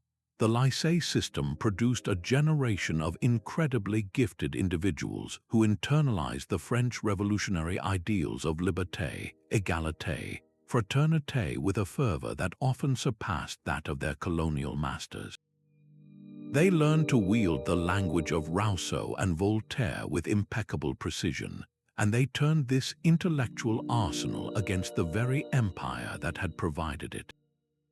They asked a simple, devastatingly logical question: if these universal rights truly belonged to all men, why were they denied to us? A young Ho Chi Minh, educated in French schools, famously appealed to the great powers at the Versailles Peace Conference using the language of self-determination he had learned from his colonizers, only to be ignored. That rejection convinced him and others that the promises of assimilation were a hollow fiction, a bait and switch that offered cultural membership without political power. The Lycée-educated elite became the natural leaders of independence movements precisely because they understood the French mind better than anyone. They could debate French officials on their own terms, quote French law to highlight its contradictions, and skillfully articulate their cause to an international audience. In Algeria, figures like Ferhat Abbas, who had once passionately believed in the possibility of assimilation, became disillusioned and eventually led the political wing of the revolution. France, in its quest to create Frenchmen, had instead created its most formidable and intellectually sophisticated adversaries. Back in the metropole, a parallel educational project was underway, one designed to bind the heartland of the empire together with the same centralizing force. The domestic French education system, heavily reformed in the late 19th century, was a masterpiece of Republican nation building. It emphasized a rigidly standardized curriculum designed to eradicate regional dialects like Breton and Occitan and replace them with a uniform Parisian French.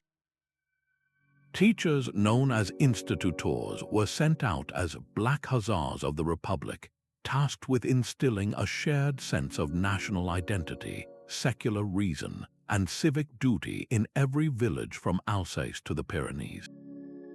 This project of internal unity was seen as the necessary foundation for external empire.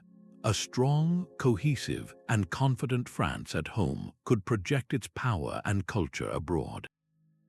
The same rationalist, centralized mindset that organized the school timetable for children in Normandy was applied to governing the rubber plantations of Vietnam and the date groves of Algeria. The system was designed to produce citizens who believed unquestioningly in the superiority of the French model and its mission civilisatrice, the civilizing mission that justified imperial expansion as a benevolent educational project. The legacy of this educational imperialism is a complex and enduring tapestry of deep cultural connection and simmering resentment. French remains an official language in over 24 countries, a lingua franca for diplomacy and literature across much of Africa and Southeast Asia. The administrative structures and legal codes left behind still shape these nations, yet this influence is a constant reminder of a violent history of extraction and cultural suppression. The French example stands as history's clearest lesson in the double-edged nature of imperial education. It demonstrates that knowledge, especially when it carries the potent virus of ideas like liberty and self-determination, can never be entirely weaponized for control. The classroom can be a tool for domination, but it is also, inevitably, a crucible for revolution. By teaching the colonized to think like their masters, France handed them the precise intellectual blueprint required to dismantle the entire colonial project, proving that the most dangerous thing an empire can export is not its military might, but its own ideals. While the French wrestled with the paradox of assimilation, a far more absolute and autocratic experiment in educational engineering was unfolding to the east, where the vast, sprawling territories of the Russian Empire presented a unique set of challenges. Here, the very geography seemed to resist modernization, with immense distances, brutal winters, and a deeply traditional, agrarian society rooted in the rhythms of the peasant commune. For a visionary and desperately ambitious ruler like Peter the Great, this backwardness was not just an inconvenience, it was an existential threat. Touring Western Europe in disguise as part of his grand embassy, Peter wasn't merely a curious tourist, he was a sovereign on a desperate intelligence mission. He saw firsthand the naval power of the Dutch Republic, the administrative efficiency of the German states, and the scientific ferment of England. He returned to Russia with a burning, singular conviction. For his empire to survive and compete with the great powers of Europe, it had to be fundamentally remade from the top down, and the only tool capable of such a monumental task was a completely state-controlled and purpose-built system of education. Peter's approach was characteristically direct and utterly ruthless. He did not gently suggest reform, he decreed a cultural revolution, and the classroom was his primary battleground. In 1701, he established the School of Mathematics and Navigation in Moscow, not in a monastery or a quiet academic quarter, but in the Sakharev Tower, a place that hummed with the practical energy of his new world. This was the model for everything that followed. Education was stripped of its religious framing and reimagined as a factory for producing the human components his modernization project required. The curriculum was a mirror of Peter's own obsessions: geometry for artillery officers who could calculate trajectories, trigonometry for navigators who would crew his new Baltic fleet, and engineering for the architects who would build his window to the west, the new capital of St. Petersburg. To fill these new secular schools, Peter had to break the centuries-old monopoly of the Orthodox Church on learning. He nationalized church schools, redirected their funds, and mandated that the sons of the nobility, the dvoriane, could not marry, inherit property, or even obtain an officer's commission without a certificate proving they had mastered a set curriculum of secular subjects. This was education not as a path to enlightenment, but as a compulsory lever of state policy, a forced march toward modernity. This top-down utilitarian model was perfected by later rulers, most notably Catherine the Great. A correspondent of Voltaire and Diderot, Catherine understood the power of ideas, but she was far too shrewd an autocrat to let them run free. She expanded the network of schools, even drafting plans for a national system of education, but she ensured that every syllabus, every textbook, and every teacher served the ultimate goal of strengthening the autocracy and promoting loyalty to the Tsar. The culmination of this state-directed system was the creation of a series of prestigious elite institutions, like the Corps of Pages, which trained the highest echelon of the imperial bureaucracy and military leadership.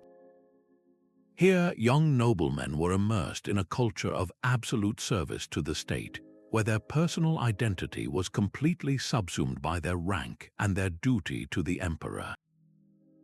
This carefully engineered educational pipeline produced a remarkably efficient and loyal administrative class, capable of managing the colossal task of governing a territory that spanned 11 time zones, from the forests of Poland to the shores of Alaska.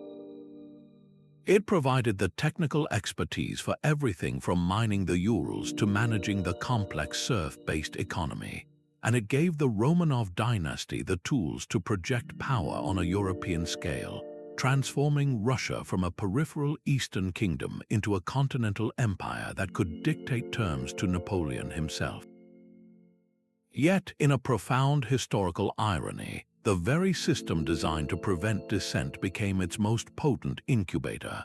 By teaching the children of the nobility Western sciences, mathematics, and languages, the state unintentionally gave them the intellectual tools to critique the very system that educated them. A young officer trained in the rational, Enlightenment-era principles of mathematics and engineering could not help but see the grotesque irrationality and brutal inefficiency of serfdom.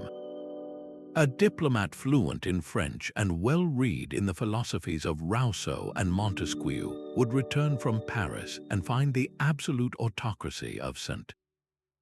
Petersburg stifling and backward. The ideas of the West, imported deliberately to strengthen the state, began to circulate as a virus within the body of the empire itself.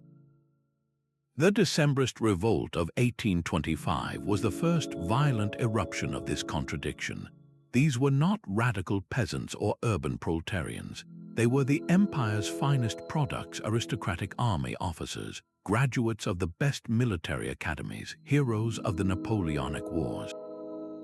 Their failed uprising on Senate Square was a direct result of their exposure to liberal ideas during the campaign in Europe, and it shocked the Tsarist regime to its core, proving that its own educational project had created its most dangerous enemies. The state's response was to tighten control even further, creating a suffocating cycle of repression and radicalization. Under Nicholas I, his notorious Third Section secret police scrutinized university lectures, censored textbooks, and exiled professors deemed too liberal.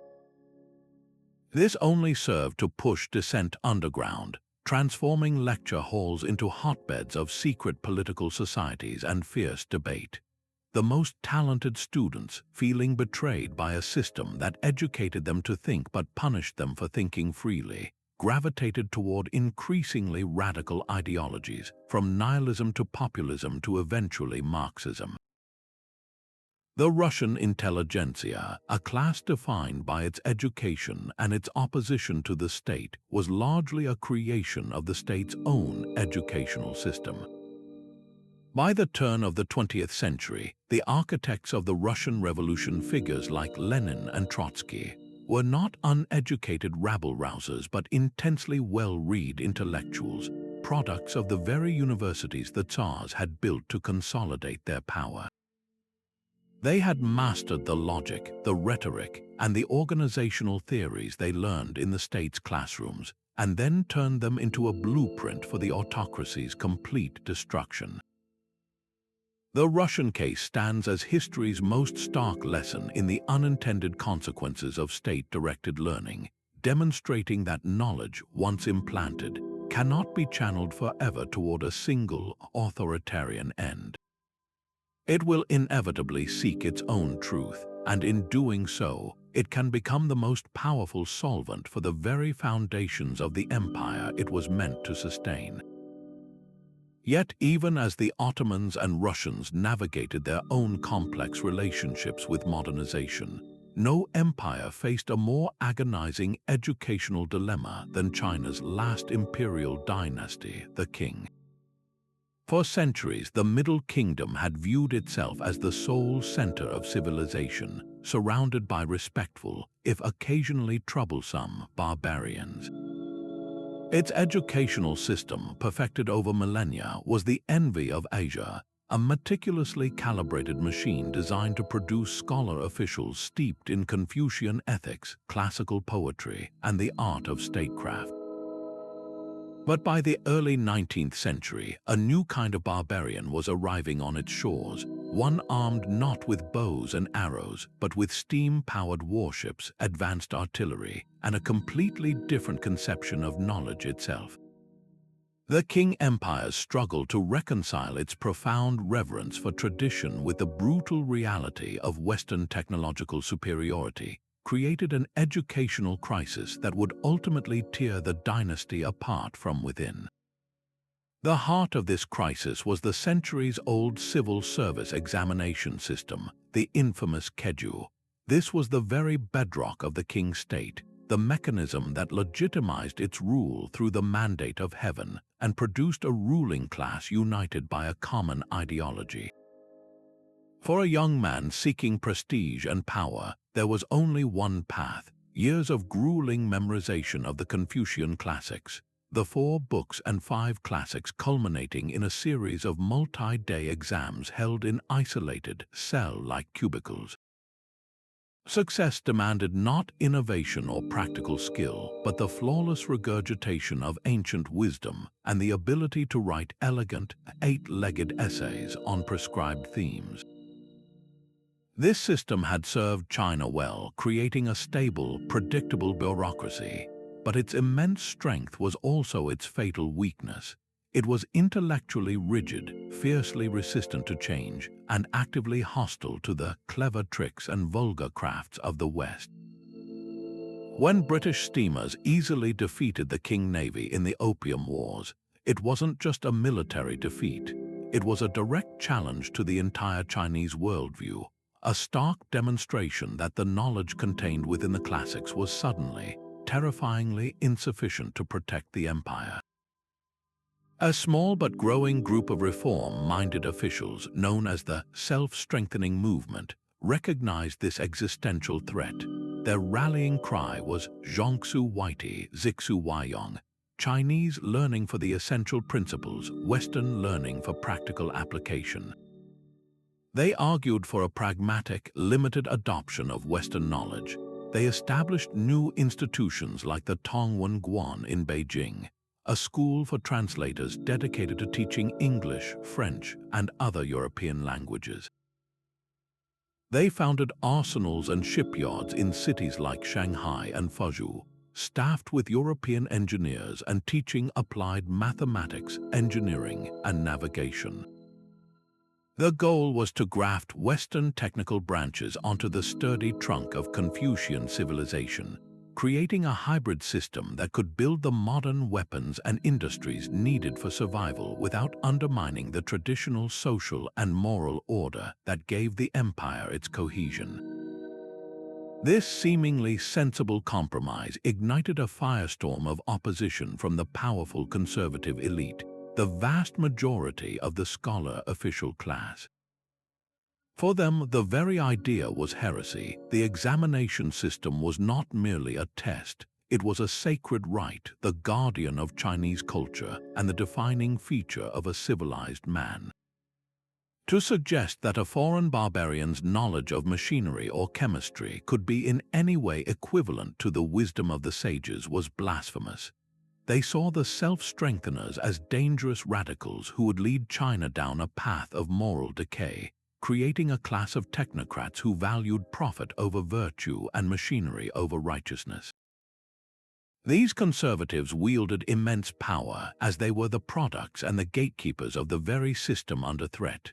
They could block promotions, withhold funds, and use their mastery of the classical language to outmaneuver reformers in court debates.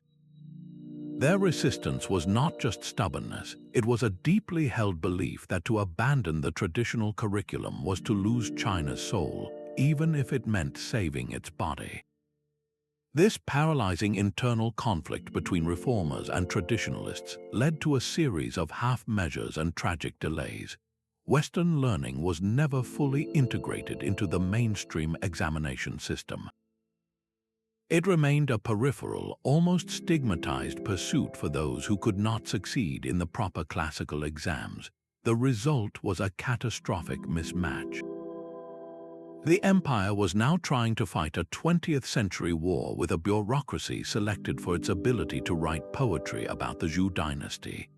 During the First Sino-Japanese War in 1894, China's modern Beiyang fleet, equipped with German-made battleships, was defeated by a smaller but better organized and more professionally led Japanese navy.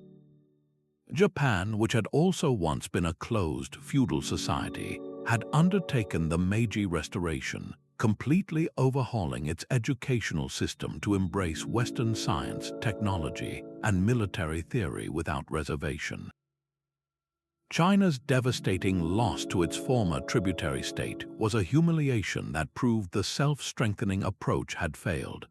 The very tools of modernization had been adopted without the underlying educational and institutional reforms needed to wield them effectively. The final, desperate attempt to reform came far too late. In the aftermath of the Boxer Rebellion and another crushing humiliation at the hands of foreign powers in 1901, even the Empress Dowager Cixi, a longtime conservative, was forced to concede the need for change. The most monumental decision in over 1,000 years of Chinese history was made. The ancient civil service examination system was abolished in 1905. The goal was to replace it with a modern, Western-style school system teaching a balanced curriculum of sciences and humanities. But the suddenness of the act, without a clear plan for what would replace it, was catastrophic. It severed the primary link between the educated elite and the state, destroying the career path for millions of scholars and eroding the ideological foundation of the entire imperial system. The Confucian scholar official, the pillar of Chinese governance for 2 millennia, was suddenly an obsolete relic. In the ensuing intellectual vacuum, radical new ideas flooded in republicanism, anarchism, revolution. The educated class, now untethered from the old system, became the leading force of anti-Qing sentiment. The dynasty, by finally attempting to reform its educational foundation, had inadvertently removed the central pillar holding up its own roof, leading to its complete collapse in the Revolution of 1911.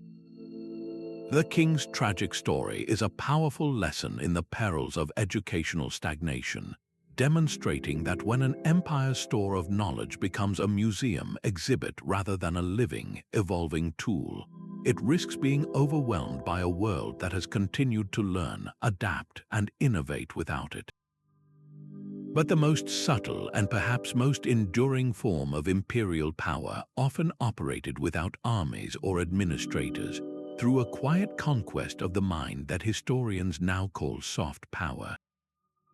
This is the remarkable ability to shape the desires and preferences of others through attraction rather than coercion, making them want what you want. And for empires, the ultimate vehicle for this influence was education, not the forced curriculum of a colonial classroom, but the voluntary embrace of a culture's knowledge, language, and ideals by foreign elites who saw it as a path to prestige, modernity, and intellectual liberation. This created networks of affinity and shared understanding that could bind regions to an empire's interests long after its political control had evaporated, turning education into a kind of intellectual gravity that continued to pull the world into its orbit. The Hellenistic world following Alexander's conquests offers a perfect early blueprint for this phenomenon. Alexander didn't just leave behind garrisons and governors. He seeded the landscape with Greek-styled cities, Alexandrias and Antiochs, that became permanent hubs of Hellenistic culture.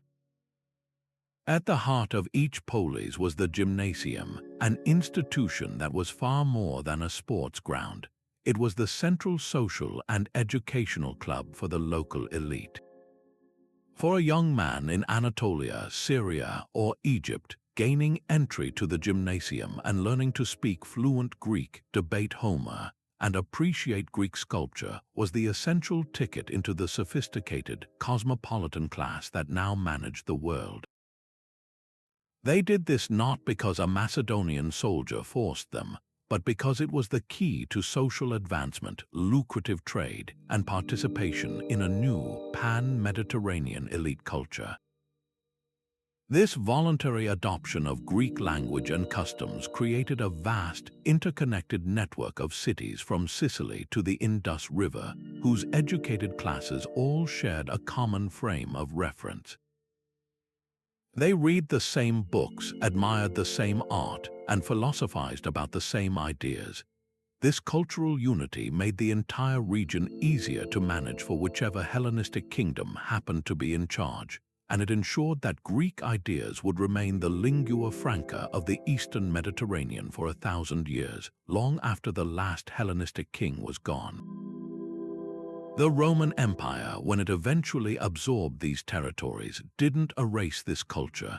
It eagerly adopted it, becoming a willing heir to the Greek soft power project. A more modern and potent example is the incredible staying power of the English language.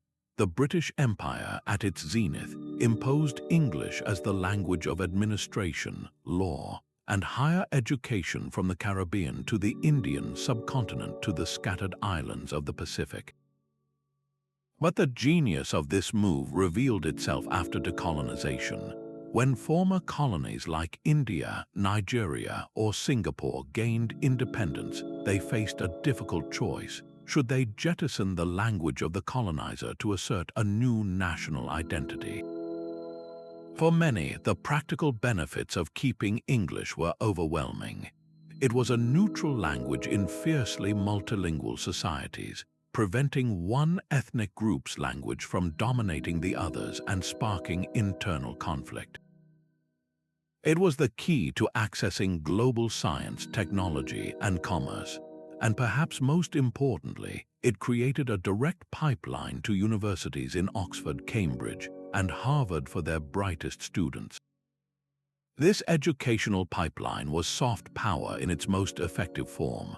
A Nigerian lawyer educated in London or an Indian economist trained at the London School of Economics would naturally develop professional networks and personal affinities that inclined them toward British and American interests.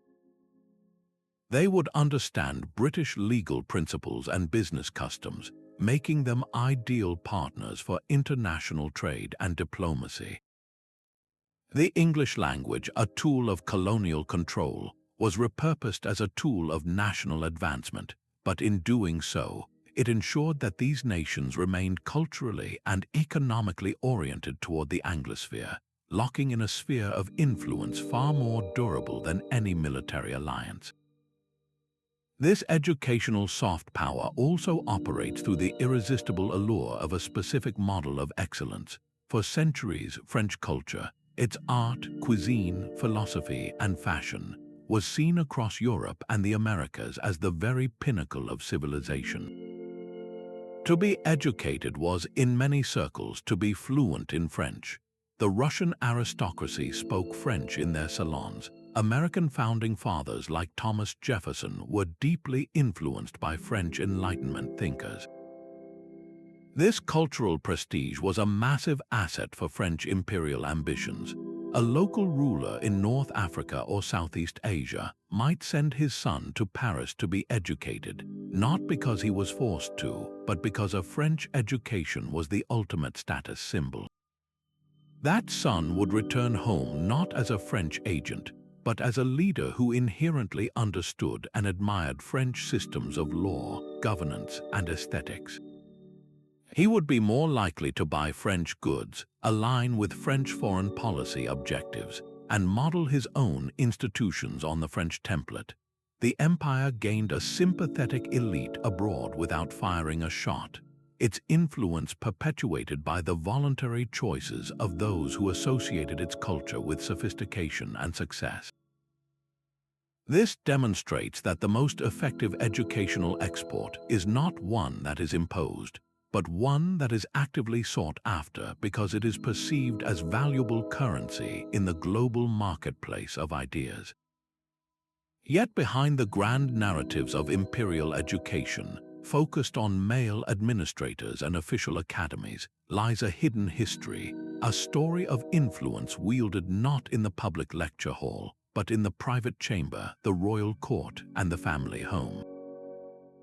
While formal systems were almost exclusively a male domain, women across empires developed parallel, powerful channels of learning and cultural transmission that were absolutely vital to the project of imperial rule. Their contributions, often informal and frequently unrecorded, operated in the crucial spaces between the lines of official history, shaping policies, preserving knowledge, and at times steering the very destiny of empires from behind the scenes. To overlook their role is to misunderstand how these vast structures truly functioned, for power flows through both the decrees of the emperor and the whispered counsel of the empress. Consider the Byzantine Empire, a civilization that prized theological debate and classical learning as pillars of its identity, while the University of Constantinople trained its male elite. Imperial women often acted as essential patrons and protectors of this intellectual life. The Empress Theodora, the formidable wife of Justinian, is renowned for her political acumen, but her role as a benefactor of education and culture was equally significant. She used her immense influence and wealth to support monastic institutions that were not just religious retreats, but also centers of learning where manuscripts were copied and preserved. She founded charitable hostels that included educational components for the poor, understanding that even basic literacy and religious instruction could foster social stability and loyalty to the throne. Later Byzantine empresses like Irene of Athens or Zoe Porphyrogenita were themselves highly educated in courtly diplomacy, theology, and statecraft, an education received not in a formal school, but from tutors within the palace walls. This learning allowed them to rule as regents or co-emperors with considerable skill, ensuring a smooth transfer of power and maintaining imperial policy during times of crisis. Their influence demonstrates that the stability of the state often depended on the cultivated intelligence of its women, even if their classrooms were the private, gilded rooms of the great palace. A world away, in the opulent courts of Mughal India, royal women exercised a different but equally crucial form of educational influence. The Mughal harem, far from being a place of seclusion and idleness, was a dynamic center of political intrigue, artistic patronage, and intellectual exchange. Women like Nur Jahan, who effectively co-ruled the empire with her husband Jahangir, or Mumtaz Mahal, for whom the Taj Mahal was built, were highly educated. They were fluent in Persian, the language of administration and high culture, and were often well-versed in poetry, literature, and the arts. Their patronage extended beyond the merely decorative.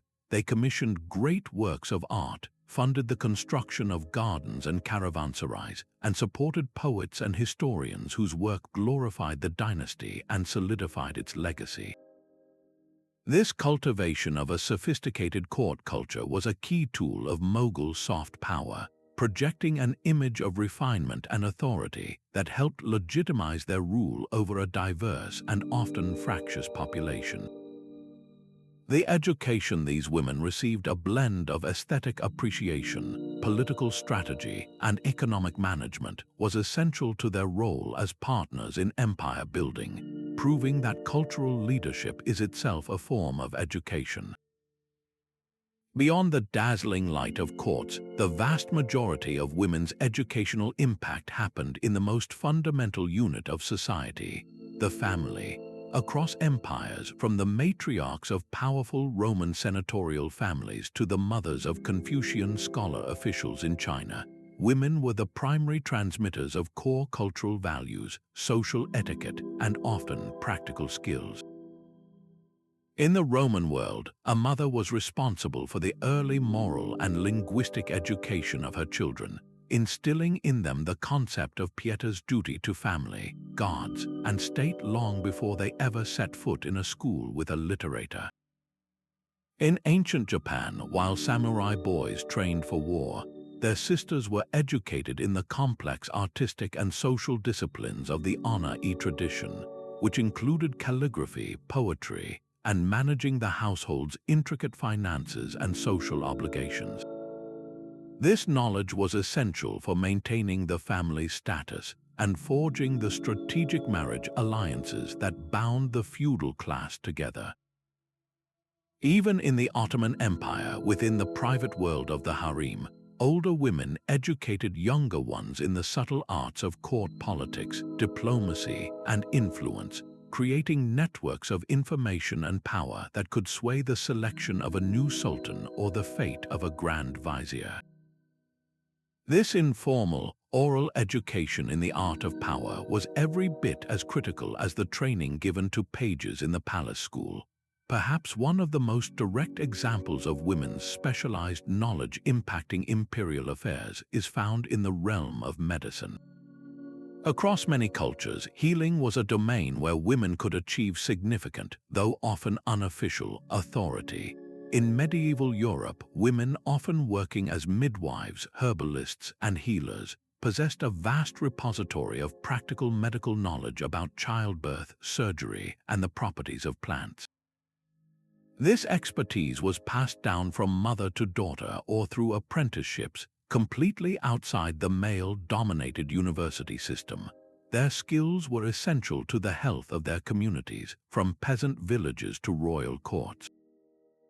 Similarly, in the Byzantine Empire, we have records of women like the 4th century physician Matrodora, who wrote a medical text on women's diseases that was studied for centuries. While barred from the Imperial University, her work, and the work of countless unnamed female healers, contributed directly to the public health and stability of the state.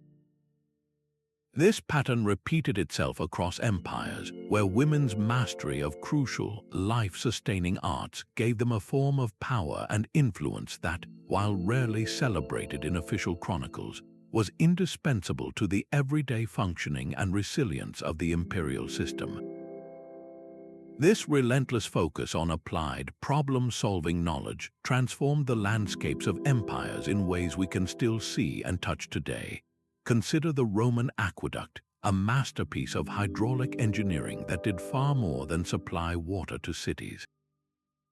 It was a powerful symbol of imperial order and technological superiority, a stone and concrete declaration that Rome could conquer nature itself. But these soaring arches and precisely graded channels did not spring from untutored genius.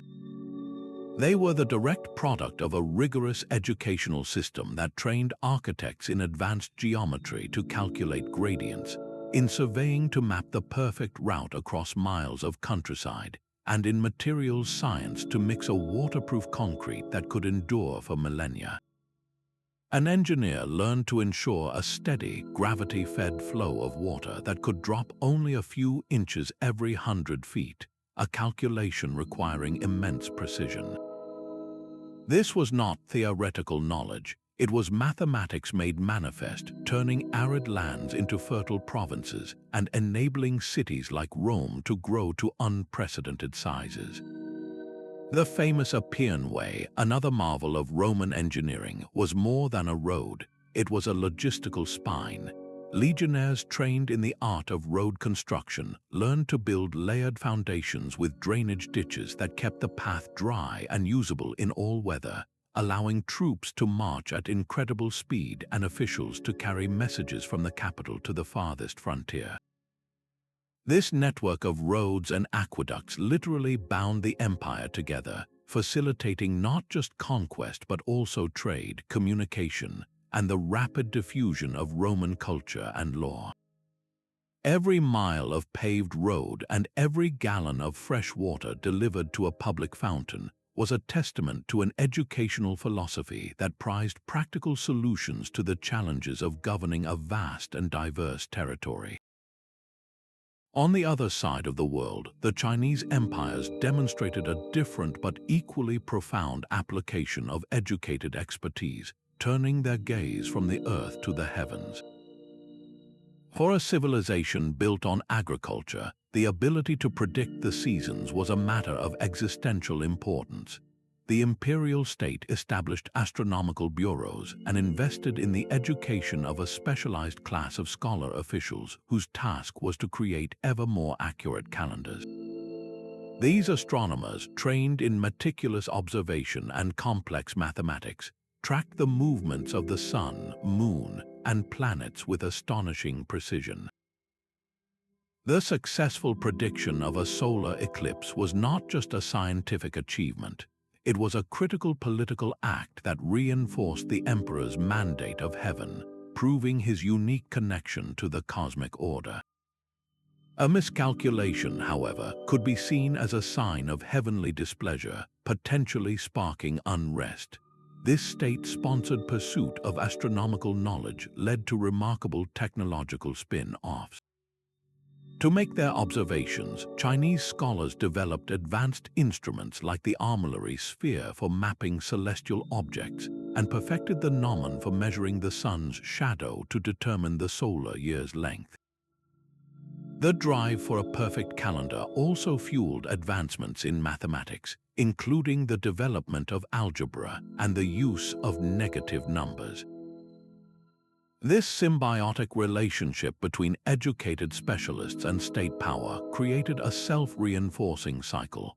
The need for accurate prediction justified investment in education and research, which in turn yielded practical benefits that strengthened the state's control over the economy and its legitimacy in the eyes of the people. The Islamic caliphates, particularly during the Abbasid period, took this model of state-driven innovation to a spectacular new level, establishing the House of Wisdom in Baghdad as a central clearinghouse for the world's knowledge. This was not a passive library but an active engine of technological development, where educated scholars were tasked with solving practical problems facing the empire. Translation movements preserved Greek and Persian texts on mechanics and engineering, but Abbasid scholars quickly moved beyond preservation to innovation. In the field of hydraulics, educated engineers designed sophisticated water-raising devices like the Noria, a large water wheel used for irrigation that transformed agricultural output in the arid landscapes of Syria and Spain. They perfected the windmill, a technology they likely encountered in Persia, and spread its use across the Middle East and North Africa, harnessing wind power for grinding grain and drawing water. Perhaps one of their most significant and overlooked contributions was in papermaking. After learning the technique from Chinese prisoners taken at the Battle of Talas, Muslim scholars and industrialists established state-subsidized paper mills across the caliphate. This was a revolution in information technology. Paper, cheaper and more versatile than papyrus or parchment, facilitated a dramatic expansion of education, bureaucracy, and record-keeping. It allowed for the mass production of books, spreading knowledge far beyond the elite circles of the court, and creating a truly literate society that could support the empire's vast administrative and commercial networks. This investment in educated practical skill did not just make life more comfortable. It provided the technological backbone for a commercial revolution, integrating markets from the Indus Valley to the Atlantic and generating the wealth that sustained the caliphate's golden age.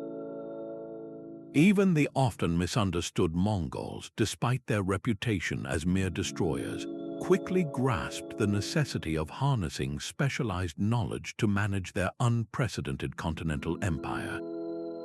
Genghis Khan and his successors were masters of talent spotting, systematically identifying and conscripting the most useful experts from every culture they conquered. They employed Chinese siege engineers to design and build the catapults and trebuchets that could reduce the strongest fortified cities to rubble. They recruited Persian administrators and scribes to create a standardized system for conducting a census and collecting taxes across their diverse territories. This pragmatic approach to knowledge reached its zenith under Kublai Khan in China, who established institutions to educate his Mongol elite in the complexities of governing a sedentary population. He patronized astronomers to create a more accurate calendar, sponsored innovations in agriculture to boost productivity, and most significantly, embraced the Chinese invention of paper money. The widespread adoption of a unified currency, managed by an educated class of financial officials, was a revolutionary act that simplified trade across the Silk Road and gave the central government unprecedented economic control. The Mongols did not innovate for innovation's sake. Their education policy was brutally utilitarian, focused solely on technologies that enhanced communication, increased revenue, and strengthened military dominance.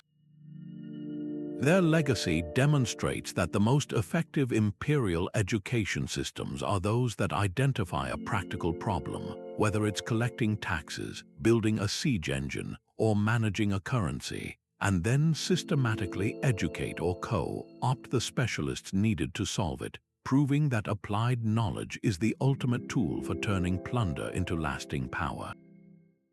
Yet for all the military conquests and cultural triumphs, the true lifeblood of any empire was not just territory or ideology, but something far more tangible, a robust, flowing economy capable of funding its vast ambitions.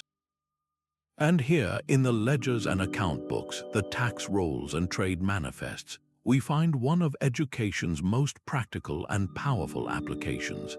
An empire could field the largest army in the world, but without a sophisticated economic system to pay, feed, and supply it, that army would disintegrate. This is where the quiet, unglamorous work of the educated administrator became as crucial as the general's battle plan. The Ottomans provide a masterclass in this financial orchestration. To manage a sprawling economic zone that spanned 3 continents, they cultivated a highly specialized class of financiers and bureaucrats educated in the complex principles of Islamic finance and double-entry bookkeeping. These officials, often graduates of the palace schools or the empire's madrasas, didn't just collect taxes. They managed an intricate web of state monopolies, regulated guilds to ensure quality control and stable prices, and oversaw the vast endowment system of waqfs that funded everything from soup kitchens to monumental mosques. Their financial literacy allowed them to standardize currencies, negotiate with foreign merchants from Venice to India, and ultimately create a predictable, reliable revenue stream that could fund Suleiman the Magnificent's sieges in Hungary and his grand architectural projects in Istanbul for decades on end. This economic stability, engineered by an educated elite, was the silent foundation upon which all of the empire's more visible glory was built. The British Empire, though coming centuries later, operated on a similar principle but on a truly global scale. Its economic project was not just about extraction, but about the creation of an integrated global market that ran on British rules and served British interests. To manage this unprecedented system, they needed a new kind of educated professional, the colonial economist and administrator. These were men trained in the new, dismal science at universities like Oxford and Cambridge, where they studied the theories of Adam Smith and David Ricardo. They learned to think of entire continents as economic units, calculating the comparative advantage of growing cotton in Egypt, jute in Bengal, and rubber in Malaya. Armed with this theoretical framework, they were dispatched to the colonies to implement it. They conducted detailed land surveys and censuses, the first of their kind in many regions, to identify resources and create an accurate tax base. They built railways and ports not merely as infrastructure, but as arteries to funnel raw materials to the coast and manufactured British goods back into the interior. Their education in Western economics allowed them to set up currency boards that tied colonial currencies to the British pound, ensuring financial stability for British investors and locking these economies into a dependent relationship with the metropole. This was economic management as a form of control, and it was only possible through a highly educated class that could see the entire world as a single, interconnected spreadsheet. At the most fundamental level, however, the economic power of every great empire rested on a simple yet profound educational achievement: widespread literacy and numeracy among its middle-tier officials. Imagine the Roman Empire without its army of clerks who could read a supply requisition from a legion on the Rhine, calculate the amount of grain needed, and dispatch it from the granaries of Egypt. This logistical miracle depended on a standardized system of education that produced thousands of literate men who could keep records. The same was true for the Qin dynasty in China, whose ruthless efficiency was built on a mountain of bureaucratic paperwork. Officials had to be able to read and apply the complex legal codes, keep precise records of agricultural yields for taxation, and manage the corvée labor system that built the Great Wall and the Terracotta Army. Numeracy was equally vital, from the Persian Empire's royal accountants tracking the tribute from 24 satrapies to the Spanish officials in the New World assaying the silver output of the Potosi mines. The ability to count, calculate, and audit was a form of power. It prevented local corruption, ensured the central treasury received its due, and provided the data necessary for long-term economic planning. An emperor who could not accurately measure his empire's wealth was essentially ruling in the dark, vulnerable to famine, bankruptcy, and revolt. Education provided the light, creating a class of professionals who could make the economy legible, predictable, and ultimately exploitable for imperial ends. This investment in human capital in teaching people to read, write, calculate, and manage did more than just fill the state's coffers. It actively fueled a virtuous cycle of economic growth that could sustain imperial ambitions for centuries. By creating a skilled workforce, empires could undertake more complex and profitable enterprises. The Mongols, for instance, didn't just conquer India, they transformed its economy. Educated officials in the Mansabdari system oversaw the expansion of agriculture into new lands, increasing the revenue base. They also patronized and regulated the incredibly sophisticated textile industry, organizing the production of exquisite calicos and muslins that became coveted luxury items across Europe and Asia. This wasn't accidental, it was managed economic development. Similarly, the ancient Egyptians' educated priesthood and scribal class didn't just perform rituals. They managed the central grain storage system that acted as a primitive national bank, releasing stores during famines to prevent social collapse and issuing seed loans to farmers to ensure next year's harvest. This economic stability allowed for population growth, which in turn provided more labor and more soldiers, creating a feedback loop of power and prosperity. The lesson from history is strikingly clear. The empires that endured were not necessarily those with the most gold mines or the most fertile land, but those that made the wisest investments in the minds of their people. They understood that knowledge is the ultimate catalyst, the hidden engine that transforms raw resources into lasting wealth and, by extension, into enduring power. Yet for all the ingenuity empires have shown in harnessing education for economic and military power, history delivers a sobering counterpoint. Even the most brilliantly designed system can become a cage if it fails to evolve. The very institutions that once propelled a civilization to greatness can, over time, harden into obstacles, their curricula turning from vital pathways to intellectual dead ends. This tragic pattern reveals a profound truth: the ultimate test of an empire's educational system is not its initial success, but its capacity for self-renewal in the face of a changing world. We see this starkly in the later centuries of the Roman Empire, where the proud tradition of rhetorical training began to curdle into an empty academic exercise. In the bustling forums of the early Republic, oratory had been a practical tool for statecraft, a way to persuade the Senate, argue a legal case, or inspire an army.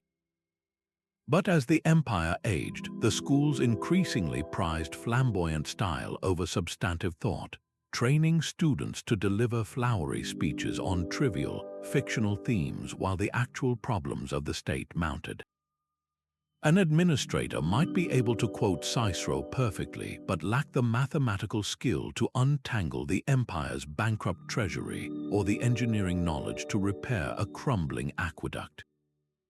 This growing disconnect between the skills being taught and the crises demanding attention, barbarian invasions, economic collapse, rampant inflation, left the Roman bureaucracy ill-equipped to respond effectively. They were debating the finer points of archaic grammar while the Visigoths massed at the gates, a clear case of intellectual stagnation leaving an empire dangerously vulnerable. A similar story of educational rigidity contributing to decline unfolded centuries later with the Ottoman Empire. For hundreds of years, the Ottoman system had been a marvel of efficiency, producing devoted administrators through the Devshirme and learned jurists through its network of madrasas. But by the 18th and 19th centuries, the world had radically changed. The scientific revolution and the Enlightenment in Europe had ushered in new ways of thinking about physics, economics, and government, while the Industrial Revolution was generating terrifying new military technologies.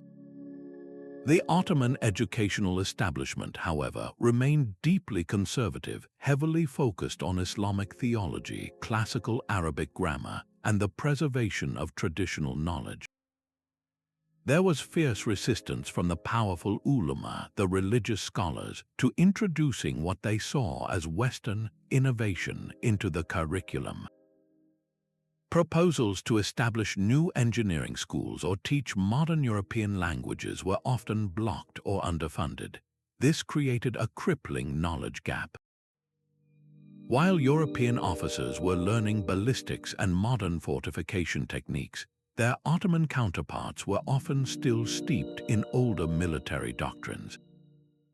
While European financiers were developing modern banking systems, the Ottoman economy was hampered by a reluctance to adopt new financial tools. The empire's inability to rapidly modernize its educational output left its military outgunned on the battlefield and its economy outmaneuvered in the global marketplace, a direct factor in its eventual eclipse and collapse. These historical examples point to a crucial mechanism of imperial decline, the phenomenon of a ruling elite becoming trapped by its own success. The very education that made them powerful can create a rigid worldview, a set of blinders that makes it difficult to perceive new threats or acknowledge the value of knowledge from outside their tradition. The Qing dynasty's initial dismissal of Western technology as clever tricks is a classic example.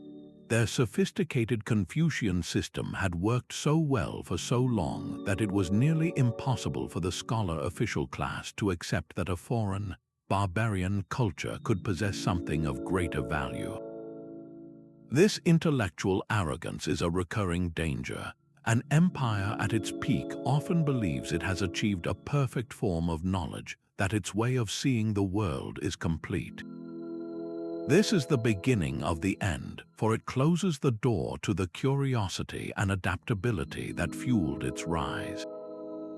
The most dangerous rival for any great power is not necessarily the one with the largest army, but the one with the most dynamic and forward-thinking educational culture, the one that is relentlessly questioning, experimenting, and absorbing the best ideas from anywhere it can find them.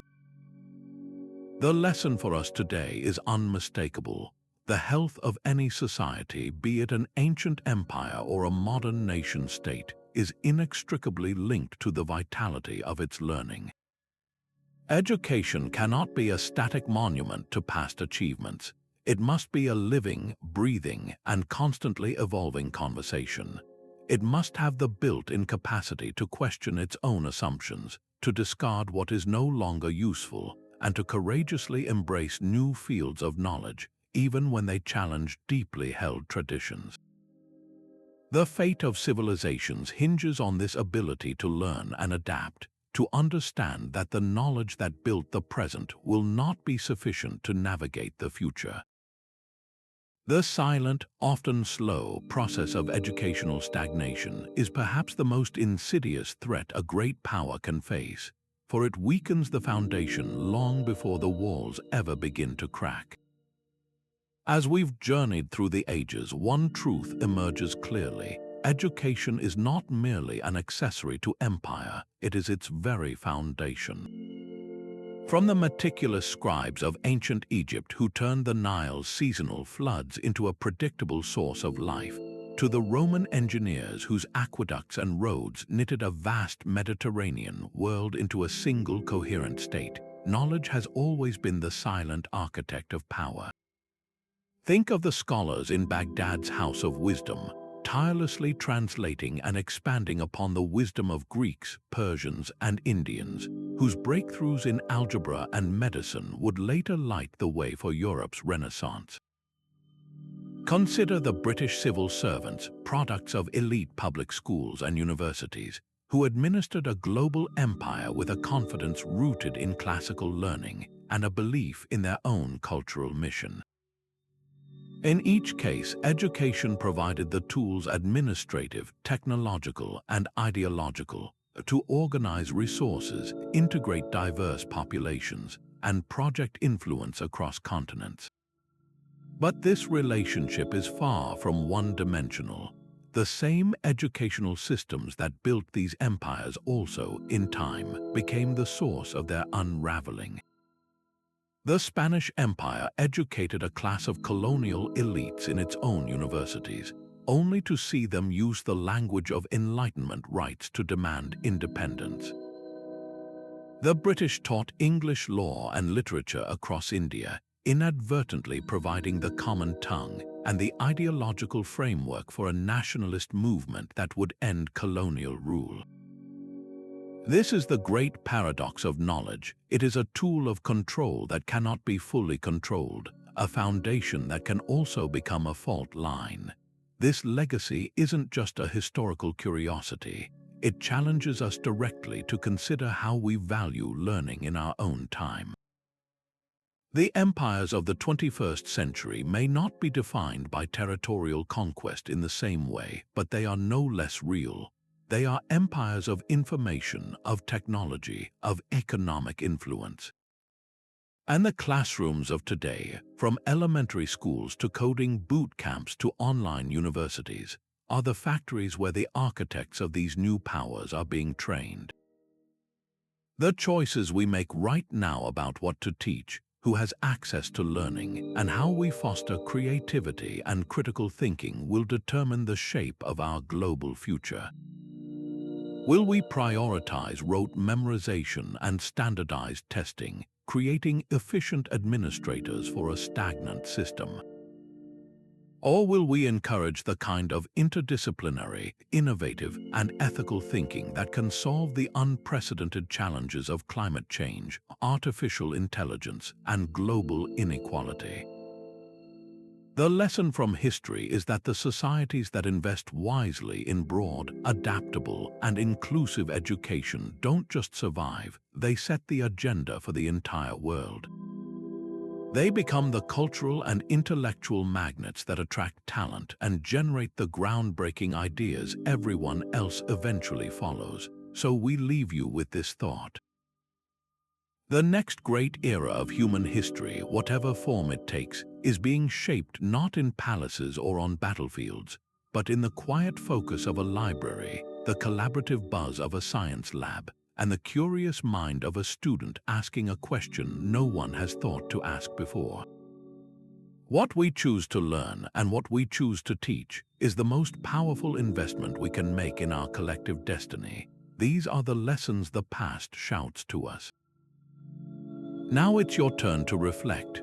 What parallels do you see between these historical examples and our world today? How can we build an educational system that empowers rather than restricts? Share your thoughts in the comments below. We read every single one. If you enjoyed this deep dive into the engines of history, make sure to subscribe and hit the bell so you don't miss our next exploration. Thank you for watching, and remember, the future has always belonged to the